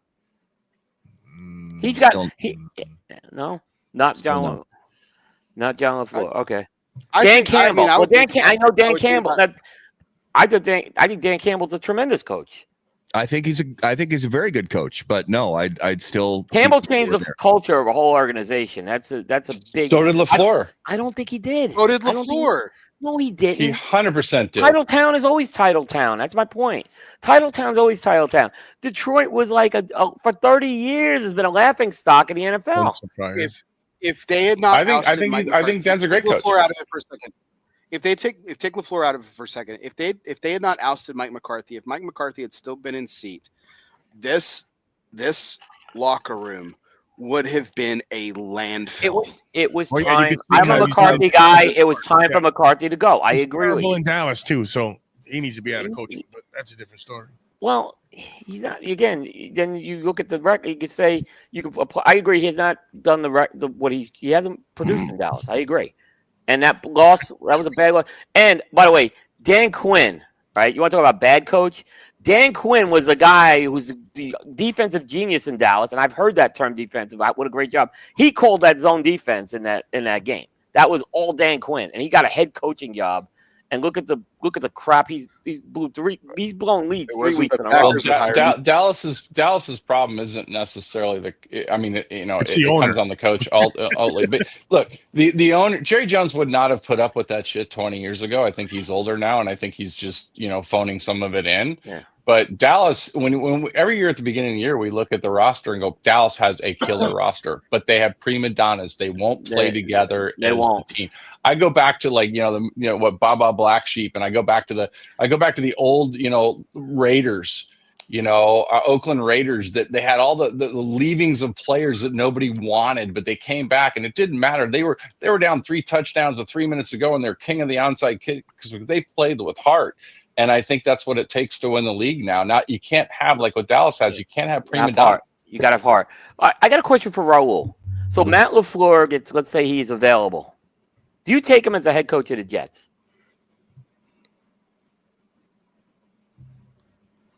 The fact you had to even think about that is it. I missed it. No, say it again. I missed it. So I take LaFleur as a Jets coach. As a Jets head coach, like he's available for some reason. Maybe I'm not saying he's getting fired, but he's available this year. And the Jets have an opening. Do you take him as the Jets head coach? Over their coaching staff right now, and Rodgers leaves, yes, I would. But are there other candidates that are better? Yes. Like who, Coop? Name them. Like who? I would say currently not head coaches in the NFL. I would go Vrabel right now. Vrabel. Really? They're not getting Belichick because there's bad blood with that organization. Yep. They're not getting. Well, look, it doesn't matter on the Jets thing because they have to lose Aaron Rodgers at this point. He's gone. He's toxic. He's toxic. And look, the only way I would bring Aaron Rodgers back to the Jets is say, look, no. Aaron, I have one scenario. Aaron, you're going to be a player. You're not going to be deciding on coaching and bringing your buddies in to play. And take that out of him. Yeah. That would be the only way I bring him back from the owner. We went through that, which is why we had to cut. Now, the guy I think who changed the culture in Green Bay, in my opinion, it was Holmgren. I think Holmgren did that job. They had the blip with Ray Rhodes, but Holmgren definitely changed Titletown back to Green Bay. He did, and I think LaFleur did it again. You had Lindy and Fontes and Forrest Greggs and stuff. Yeah. So we named Coop. You were talking through a few names of current NFL head coaches. Would we switch? Right. And just really quick, I'm going to lightning round off the list of current NFL head coaches. Mm-hmm. Jonathan Gannon. Doing a very good job. Raheem Morris. Not impressed. John Harbaugh. I think wins another Super Bowl, goes to the Hall of Fame. Sean McDermott. Overrated. Dave Canales.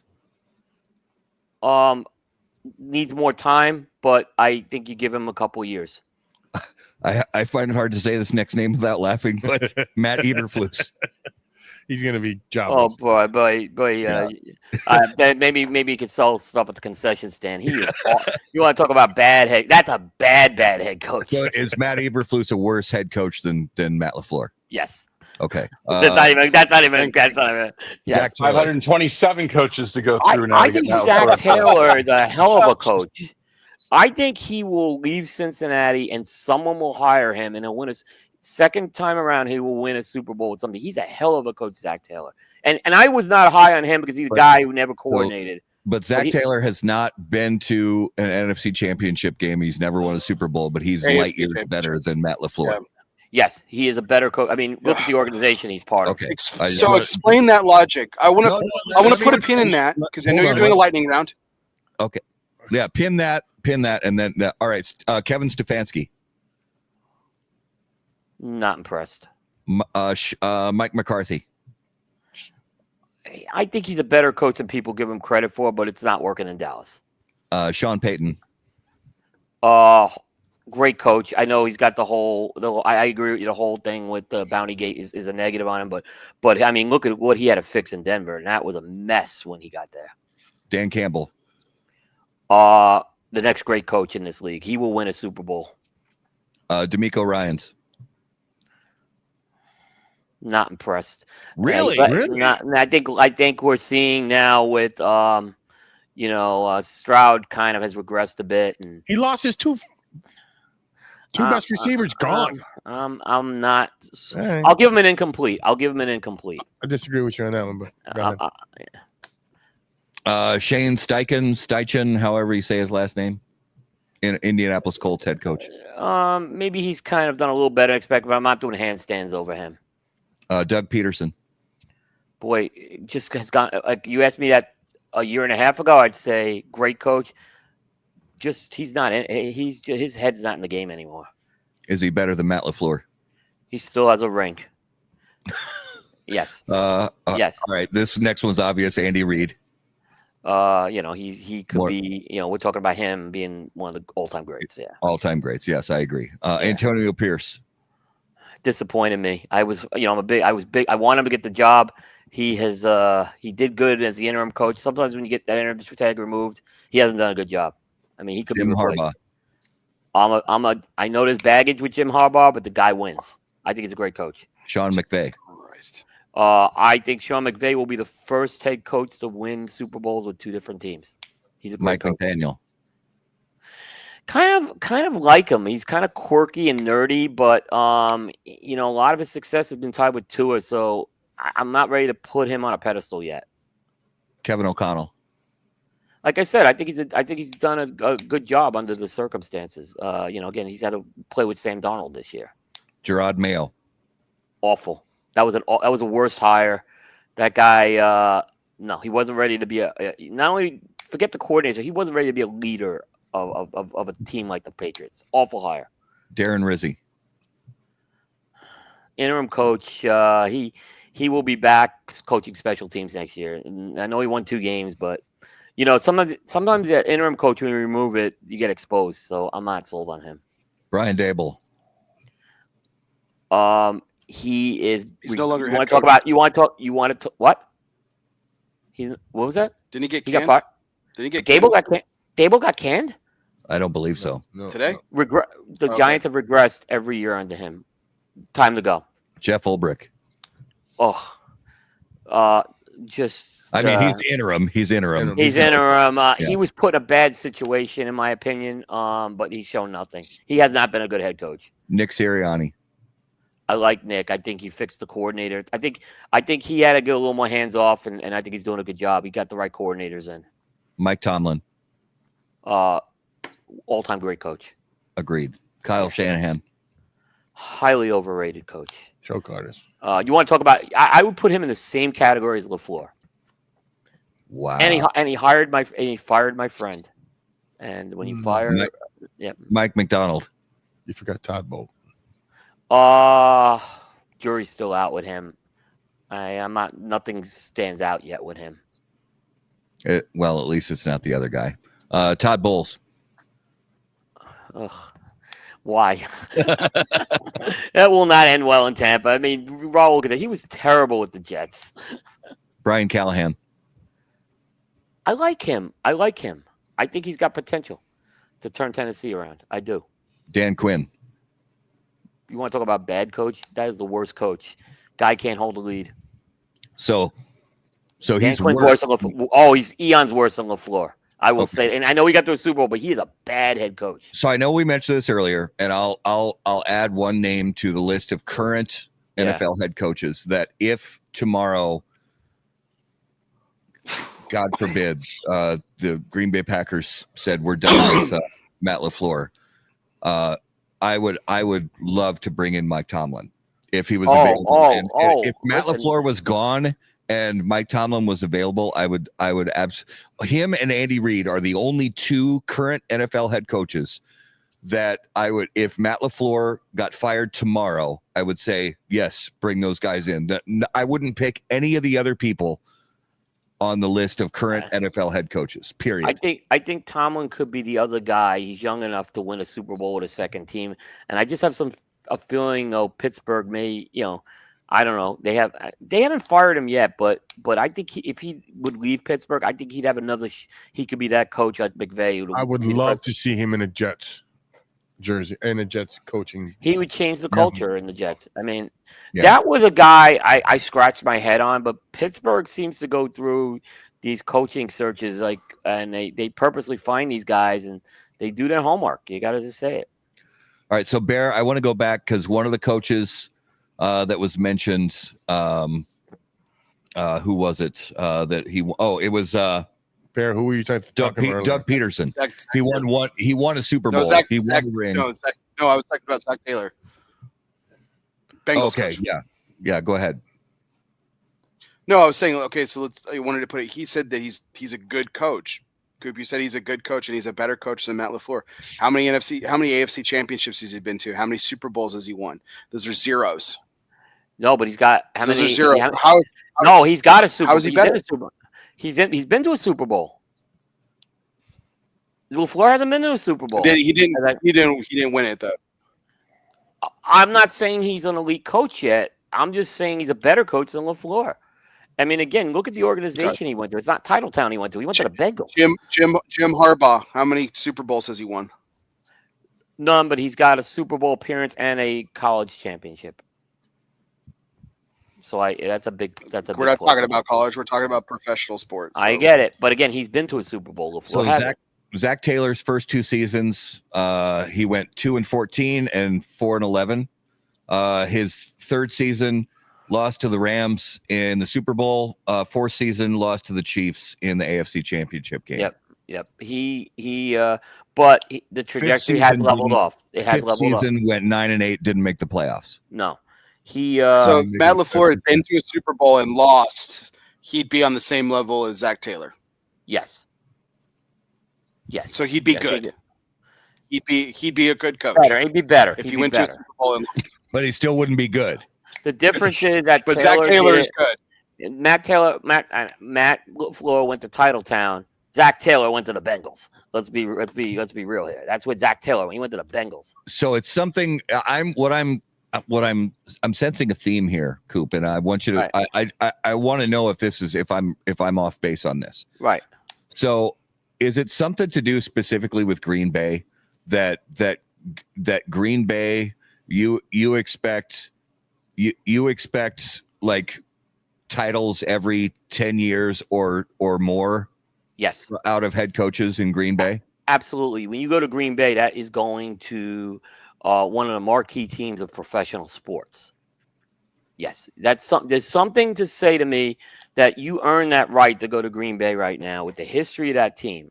Absolutely. And I wouldn't put the Giants in that category, even with our Super Bowls. I wouldn't put the Giants in that category. I put Green Bay in that category. That is an elite job in professional sports. I will agree with you that in my opinion, the only good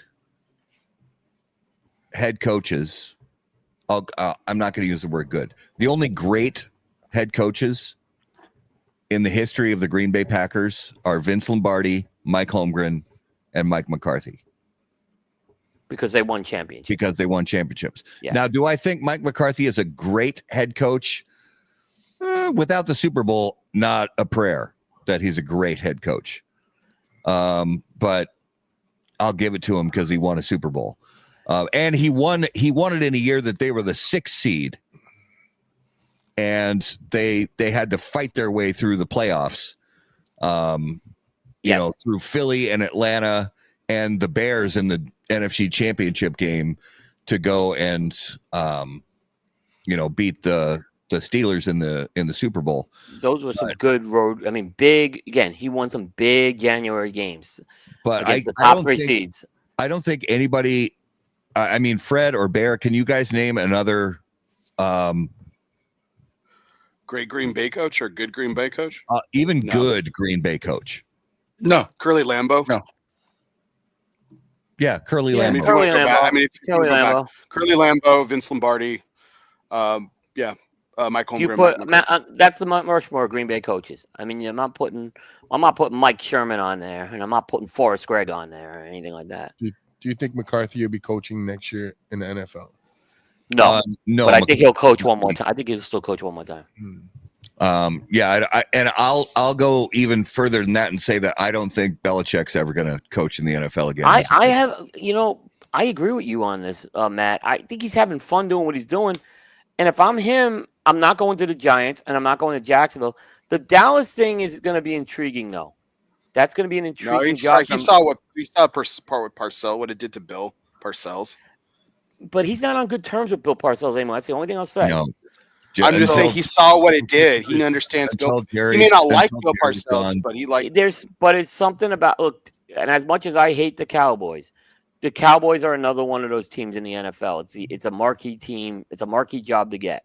It used to be, but the culture of the Cowboys is wrought with cancer, and that is Jerry Jones getting his fingers in the pot and not being able to leave well enough alone. When the owner of the team is spending more time with the press than the head coach or the general manager, he is the general, whatever. But you know what I mean? It is not healthy for any franchise. And until the day that he either willingly chooses to step down or is incapacitated to serve anymore, that the culture of that team is doomed. But there is one reason why I think why Belichick could do that.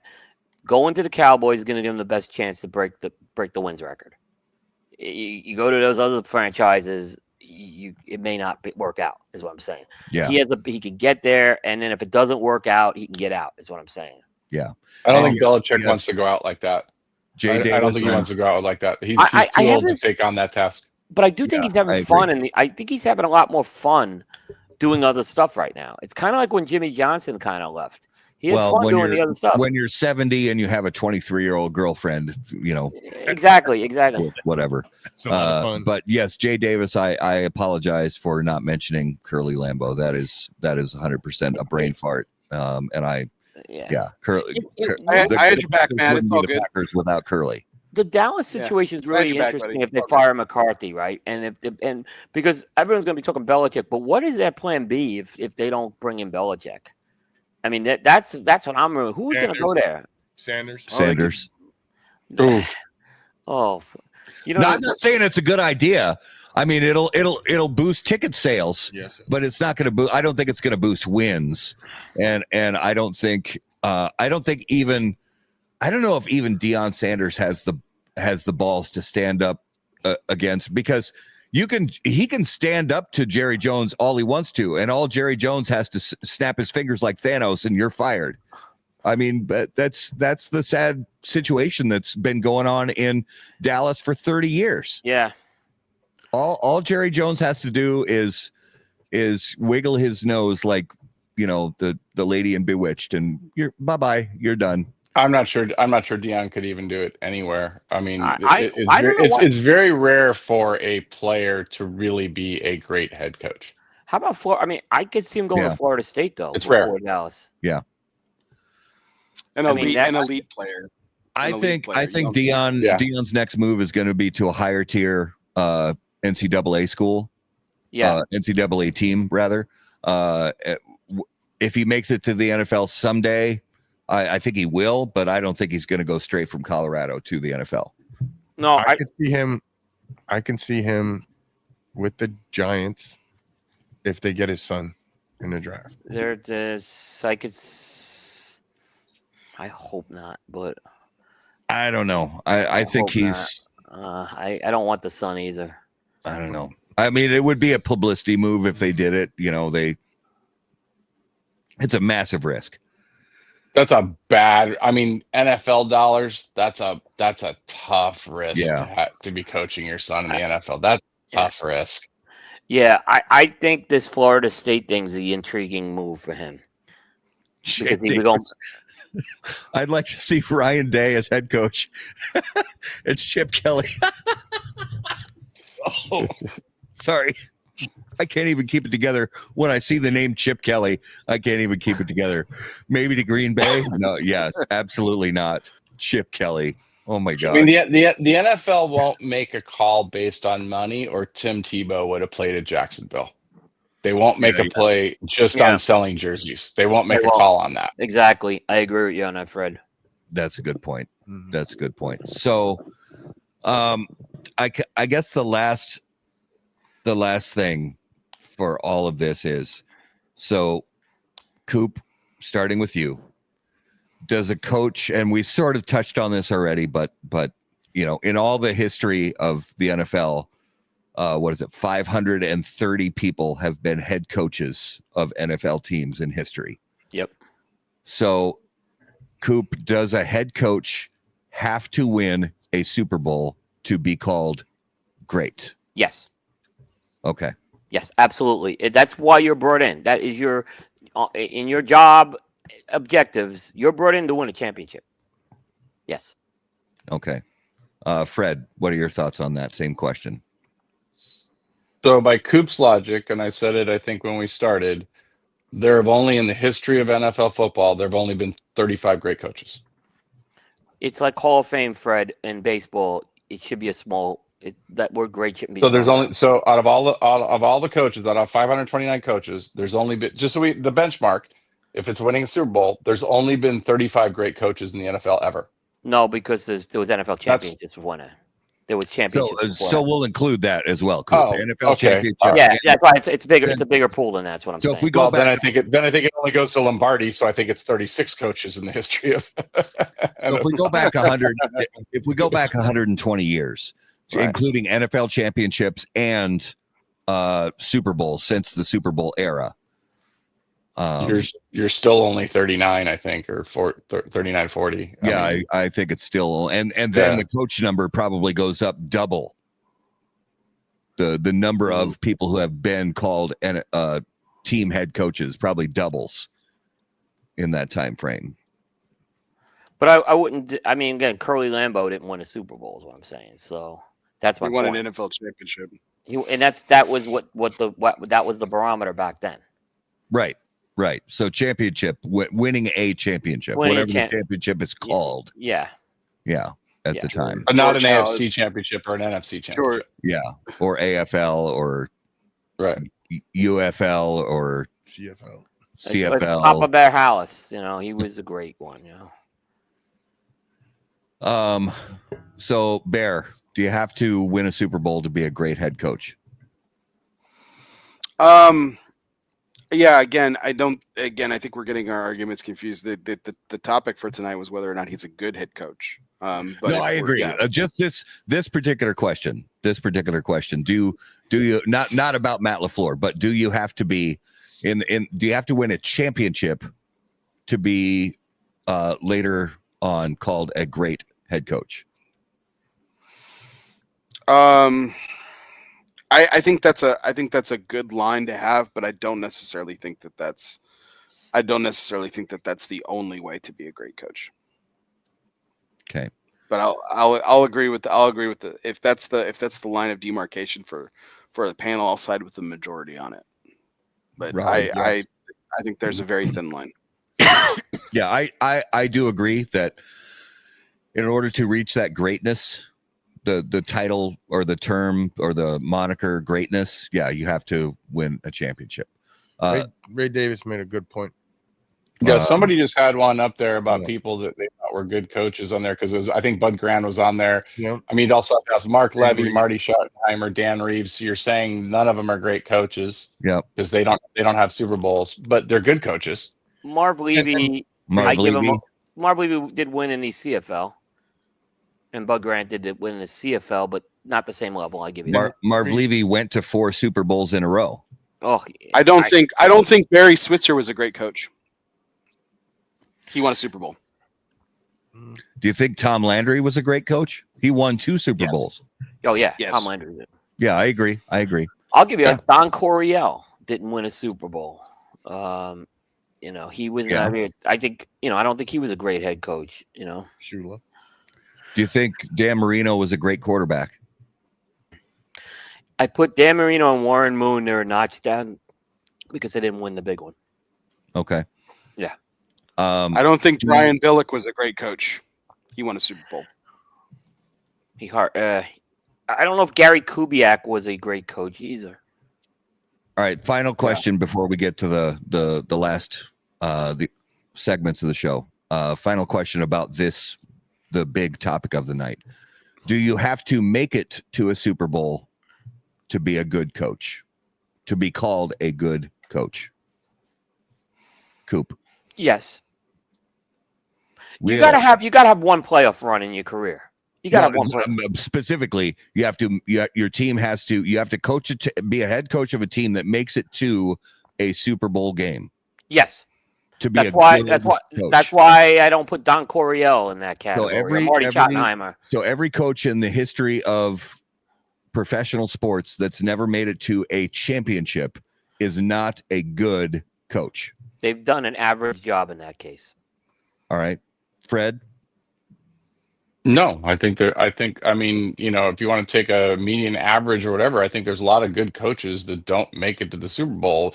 They deal with the players they have. Not everybody is blessed with, gets a stellar quarterback, luck of the draw, or running back, or Hall of Famers, or something like that. I think that there are a lot of good coaches that do a great job coaching on what they have, and maybe they make it to playoffs, maybe they make it to a championship game, but they don't make a Super Bowl, but they're still solid coaches. At the end of the day, it still comes down to the talent they have available, and maybe the franchise couldn't afford them or couldn't get them or whatever, or they have injuries, whatever it is, but you can still have, really good coaches, that I'm purposely not using the word great, but you can still have really good coaches that don't make the Super Bowl. I mean, we're only talking 2 teams make it. I mean, we have 32 NFL football teams and a whole lot of players out there. And yeah, I think there's a lot of good coaches that don't make it to the Super Bowl. Great coaches, yeah. If you want the great coach to say they get to the Super Bowl, fine. Good coaches, I think there's a ton of good coaches out there, which is why football's exciting for us to watch. Why playoffs are exciting for us to watch, because there's a lot of good coaches that have players that are doing the best they can. So yeah, I don't think that's a defining mark for good coaches. How do you feel about How do you feel about Marv Levy, Coop? Highly overrated. Good, great, bad. Overrated. Okay. Slightly above average. Slightly. Maybe good. I'll give him a good. I'll give him a good. I'll give him a good. I'll give him a good. I'll give him the good on that one.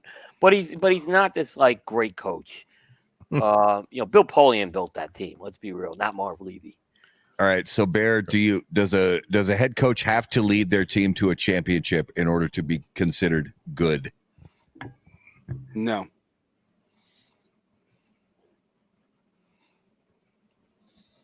I like it. Sure. I will give you a couple of coaches who went to Super Bowl that were awful coaches. John Fox was one of the worst coaches I ever saw. Not the question. Yeah. But I'm just saying it's not. No. I just want to make it clear it doesn't automatically make you good, is what I'm saying. And there are a few exceptions. Yeah. All right. Raul's got one last one before we. Who is going to be in the Super Bowl this year? We'll start with Bear. Ooh, good question. They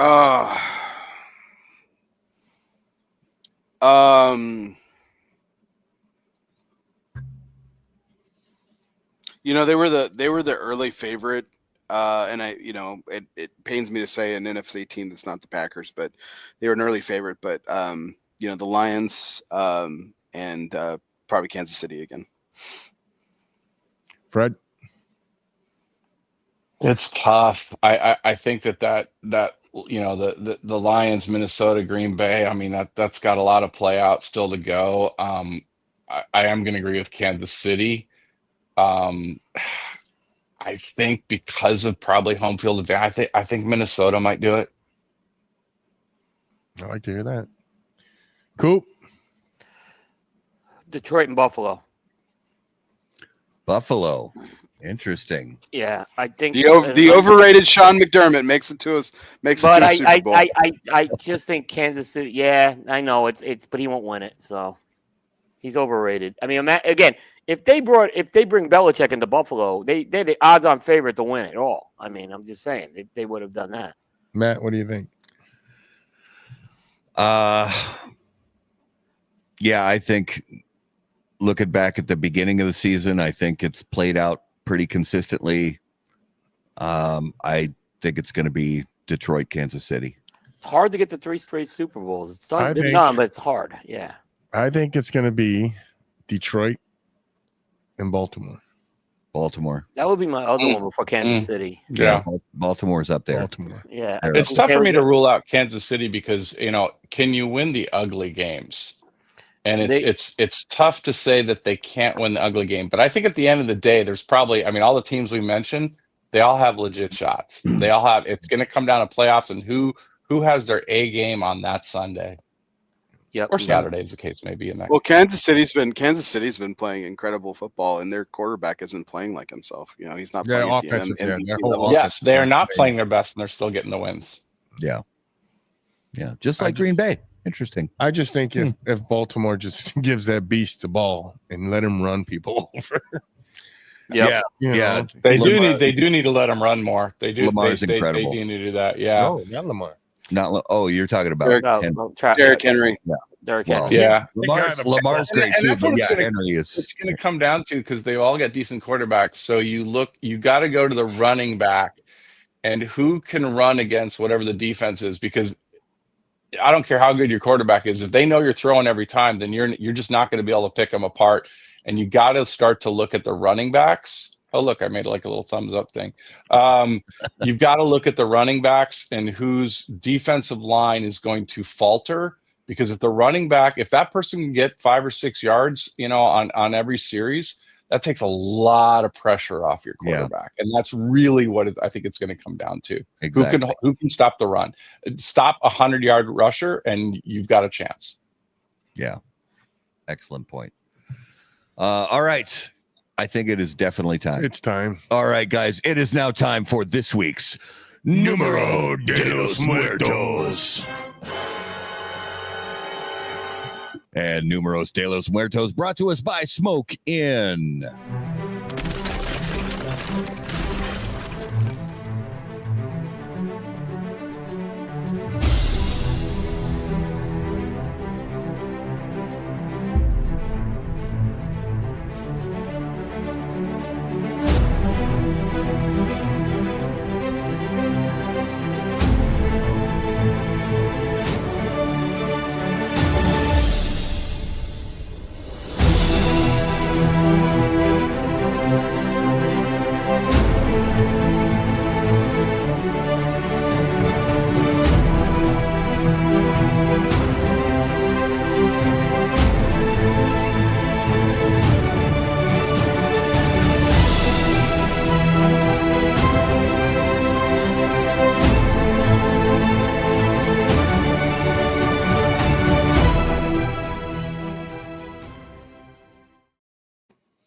All right, Numero de los Muertos, episode 269.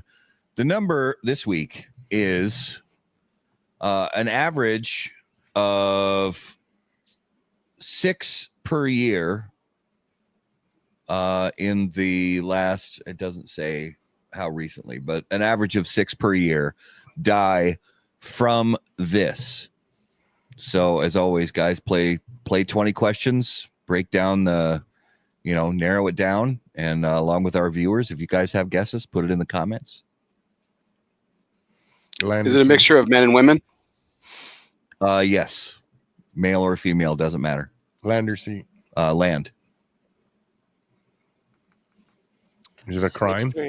It is not a crime. Kelly Conway wants to know U.S. Is it? Yeah, these stats are for the United States. 6 per year. Is it have to do with an activity? Yes. Is it a sport? No. Alcohol involved. It's possible, but that's not really a factor in the stats. Okay. Is Ice it fishing. food related? It is food related. Ice fishing. It is not ice fishing. It is not ATV accidents. It is an activity based. That- Okay. Does it Yeah. have to do with Is it cooking? It does have to do with cooking. Oh, bacon, grease fire, dying of grease fire. Turkey fryer accident. Yes, Fred. Nice. Nice. Good job. Good job, Fred. So coming up on Thanksgiving, I would have thought it was high. I actually would have thought it was higher. That's why I was like, the National Fire Protection Association reports an average of 6 deaths and 60 injuries per year and more than $15 million in property damage due to deep frying turkeys at home. There we go. So if you think Not you put have, a frozen turkey. yeah, if you think you have all your stuff lined up to get your turkey fried just right and you've never done it before, think again and then think a third time and then a fourth and a fifth and a Go sixth. watch videos. Go watch lots and lots of videos on how to do it safely and properly. And with the firefighter sitting next to me, I'm happy I'm not working. Raul has. I mean, Yeah. how many fires have you seen from deep fried turkeys? Garages. Yeah, A lot of garages. garages going on. Yeah. So That's why I do mine in the kitchen where it's safe. exactly, and of course wrap it entirely in bacon. Yes. Make sure Yes. And freeze it first. Yeah. Yeah. Freeze it solid like a blast chiller. So it's Yeah, that way the bacon stick. That's why the bacon sticks to the skin. You know, if it's frozen. exactly Just drop it that's in. right. 100%.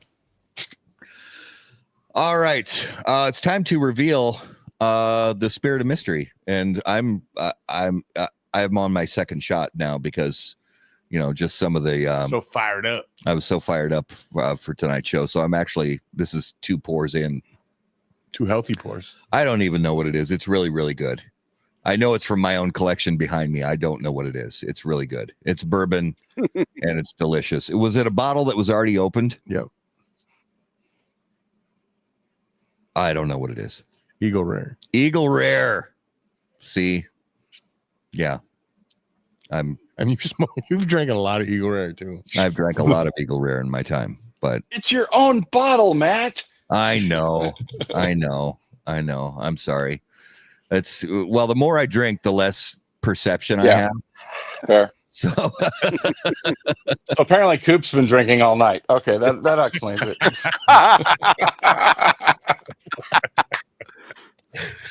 oh man. Oh god. All right, so let's jump Is into it the do you have a lightning round. do you have a good buzz or a great buzz, or is it just a buzz? It's just a buzz. All right, let's jump into the lightning round, brought to us by our friends at J.C. Newman Cigar Company, America's oldest family-owned premium cigar maker, creators of the popular Brick House, Perla Del Mar, Diamond Crown, and The American. J.C. Newman Cigar Company operates out of their 113-year-old El Reloj cigar factory in historic Cigar City, Tampa, Florida. For more information on their cigars or visitor experience, please visit jcnewman.com. All right, so you gentlemen have been on the show before. You've been through the lightning round, so we're going to have to come up with some fresh lightning round questions. So one I know that none of you have had before on this show. And Fred, I'm going to start with you on this. If you were given your own late night talk show, who would you choose to be your first celebrity guest? Oh wow, great question. Steve Martin. Oh, excellent choice. Excellent. I love Steve Martin.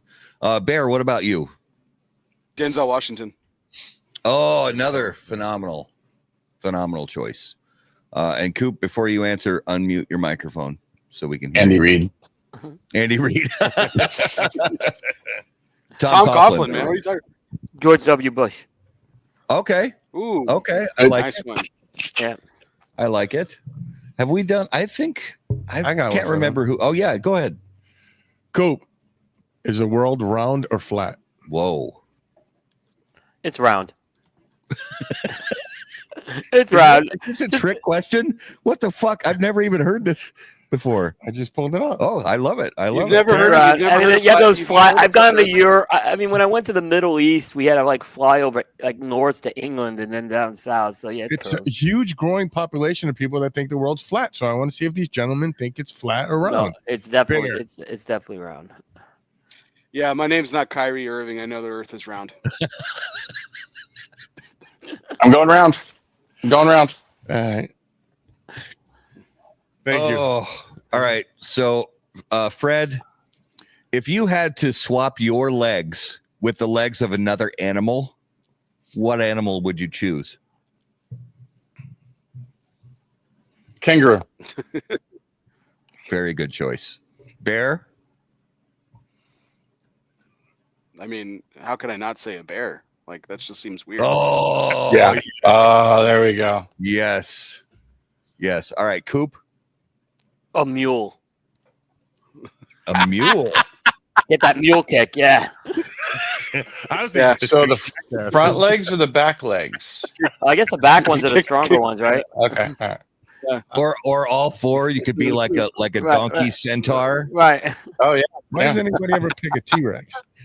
Oh, a T-Rex. Well, You- Oh, yeah. They're extinct. They're extinct. Well, we didn't say that. I suppose. Yeah, I didn't Say really that. say that. I mean, we could say like Avatar or some mythological. Right. I suppose Sure. a centaur is a mythological animal. Mm-hmm. All right. Or is it? All right, Fred. I already know your answer to this question, but are Take it. you a sunrise, daylight, or twilight guy? I'm sunrise. Yeah. Yeah, I knew that.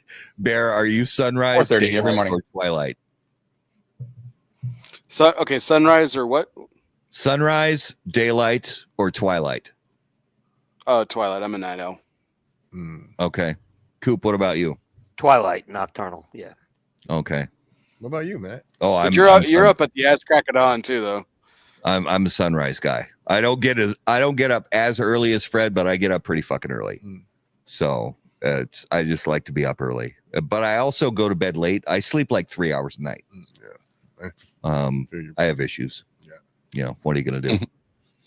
All right, let's jump into this week's notable smokables, brought to us by Don Doroteo Cigars, a brand with both purpose and passion, dedicated to creating change from within. By developing their own land, they are able to own the entire process throughout the life cycle of the plant. They methodically carry out each step, ensuring that the final product is of the finest quality. The new Salt of the Earth lines, Piedra Viva and Piedra Angular, are available now at Don Doroteo retail partners. Visit dondoroteo.com to learn more. All right, guys. So you've been through notable smokables before. This could be a cigar that's been on the market for decades that you smoked for the first time in a very long time, or a cigar brand new to the market that you smoked for the first time ever. So Coop, what is something you smoked recently that really stood out to you? Yeah. I gotta go with La Riqueza Tuxla. I did have one when I was down at Miami, a couple down when I was in Miami, and some of the Tuxlas have been hit or miss for me. This one's definitely a hit, and it really, really went nice with over that La Riqueza blend. So I was very impressed with that cigar. And Jay knows I already ordered some from him. So Nice. Yeah. Bear, what about you? What's a notable for you this week? I've had a couple. I would say that we did a roundtable last week where, we smoked the Mancanudo Emissary, España, and the Robusto size. Mm. I definitely prefer the Toro, so I went back and smoked a couple of Toros last week. But if you want to pull some back from the ages a little bit, I went back and, I smoked the Gold Star United, which was the limited edition cigar from United Cigar this year. And then I actually I actually did smoke a GB19 earlier this week. I couldn't resist. So I was gonna pull it out. I was gonna pull it out for the show, but I saw it and it's like, you know what, I just want to light it up. So I did, and I really enjoyed it. Nice. Fred, what about you? I had a couple of the Casada 50ths earlier in the week. I'd had them when they came out, and great cigar. Nice. Raleigh, what about you? Las Calaveras 10-year. Okay, so I haven't smoked it yet. Came out last week, and I've smoked 10 already. You smoked 10 already? I went through a box already. Wow. Jesus. Man, so I think it's fucking. Oh, that's awesome. That's really, awesome. Really that's mine's kind of I've been going kind of with older notables. I've been digging into old, like, lower drawers in my humidor and stuff like that. And I grabbed a La Roma de Cuba Mi Amor from, I don't even know how old it is. It's such a good cigar. It's got to be at least 10 years old. Maybe not 10, but 6, 7, 8, 10. It's old. And it's just, it tastes the same. It doesn't taste flat. It doesn't taste dead. It just tastes the same. It's flavorful, great retrohale. Yeah. Really, really nice blend, even with a lot of age on it. So it's a great cigar. Yeah. Yeah. That was a nice one. Mi Amor and the Revelation are two blends, that Ashton makes through my father that are just like, they fucking hit every goddamn time. Yeah. Yeah, absolutely. All right, let's talk about what's coming up in the next few weeks on How About That Cigar Live, and that is brought to us by our friends at Hoagland Insurance, and they are excited to serve and educate any new customers and give existing customers a refresher. Whether it's a business policy, auto insurance, home policy, or life insurance, if you are currently insured or just looking for a quote, Tony Hoagland and his team would love to create a personal price plan just for you. Mention How About That Cigar when you make your first appointment, and Tony will have a free cigar just for you. All right, next week, December 2nd. I cannot believe next week's December 2nd already. Years flying by. Next week, December 2nd, none other than Steve Saka from Dunbarton Tobacco and Trust. December 9th, Nick Melillo from Foundation Cigar Company. And finishing out the year for us, How About That Cigar? December 16th, we will do our year in review show where we will crack open. Let me point at the right box. We'll crack open the Bin There, Smoke That box. Oh, nice. I love We'll that take show. we'll take a look at the bands of cigars that we've smoked throughout the year and talk about some, some events from the world of premium cigars in 2024. We will not have a show the week of Christmas. We will also not have a show the week of New Year's because that's for family. So you guys enjoy those weeks with your family, and we will be back early in the year of 2025. So Coop, Fred, and Bear, gentlemen, thank you so much for being a part of episode 269 for the great LaFleur debate. We really appreciate it. I don't know if we solved anything, but damn it, it was fun. It was fun. It was great job. Great job by everybody. Everyone did a great Yeah. job with their arguments too. I got to say that. Yeah. Thanks. Appreciate having me on the show. It was fun. Thanks for it, guys. Coop, if you would please, Coop, give our viewers and listeners an idea where is the best place for them to keep up with what you have going on. Cigar-coop.com gets you linked to news, reviews, and all of our podcasts. Fantastic. And Fred, where can our viewers keep up with the cool stuff you have going on? Mostly cigarpress.com. Matter of fact, if you go right now, you can enter to win a ticket for Pro Cigar in 2025. We're giving one away. And just keep an eye on us there. Awesome. And Bear, if you would please give our viewers and listeners an idea, where can they keep up with you? You can check out the LL Sufumar Facebook page. We broadcast almost every Sunday live at 9:30 Central, 10:30 Eastern. Took a week off this past week, but we've got some great shows to close out the year, and then our always famous and fun top 10 cigar will kick off the year in 2025 with the great George Brightman, who will be analyzing my top 10 cigars again, but he'll be doing it blind. Love it. That's awesome. Well, gentlemen, thanks so much for being on the show. Hang out in the green room just for a moment after we go off the air. For our viewers and listeners, guys, thank you so much for being the absolute best part of How About That Cigar Live. So grateful for you guys being with us on episode 269. If you would please, as you can see on the screen right now, click on all the big, beautiful buttons, the like button, the subscribe button, the follow button.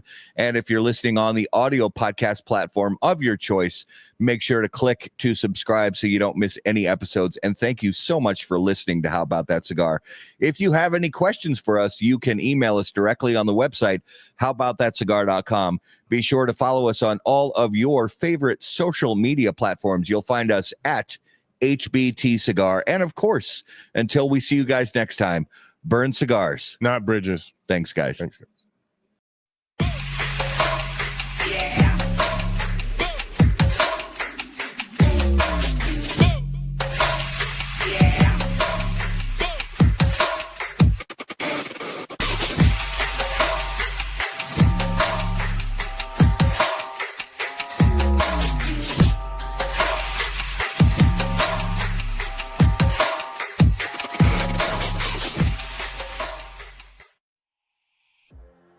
Any comments, opinions, viewpoints, or statements presented or uttered by guests on the HBTC podcast, HBTC live video streams, and all other media from HBT Media LLC are solely those of the individual and do not necessarily represent the opinions or viewpoints of How About That Cigar or its parent company, HBT Media LLC, any of our advertising partners, or the premium cigar industry. The primary purpose of How About That Cigar is to entertain and to encourage activity and growth within the community of people who enjoy or want to learn about the enjoyment of premium cigars.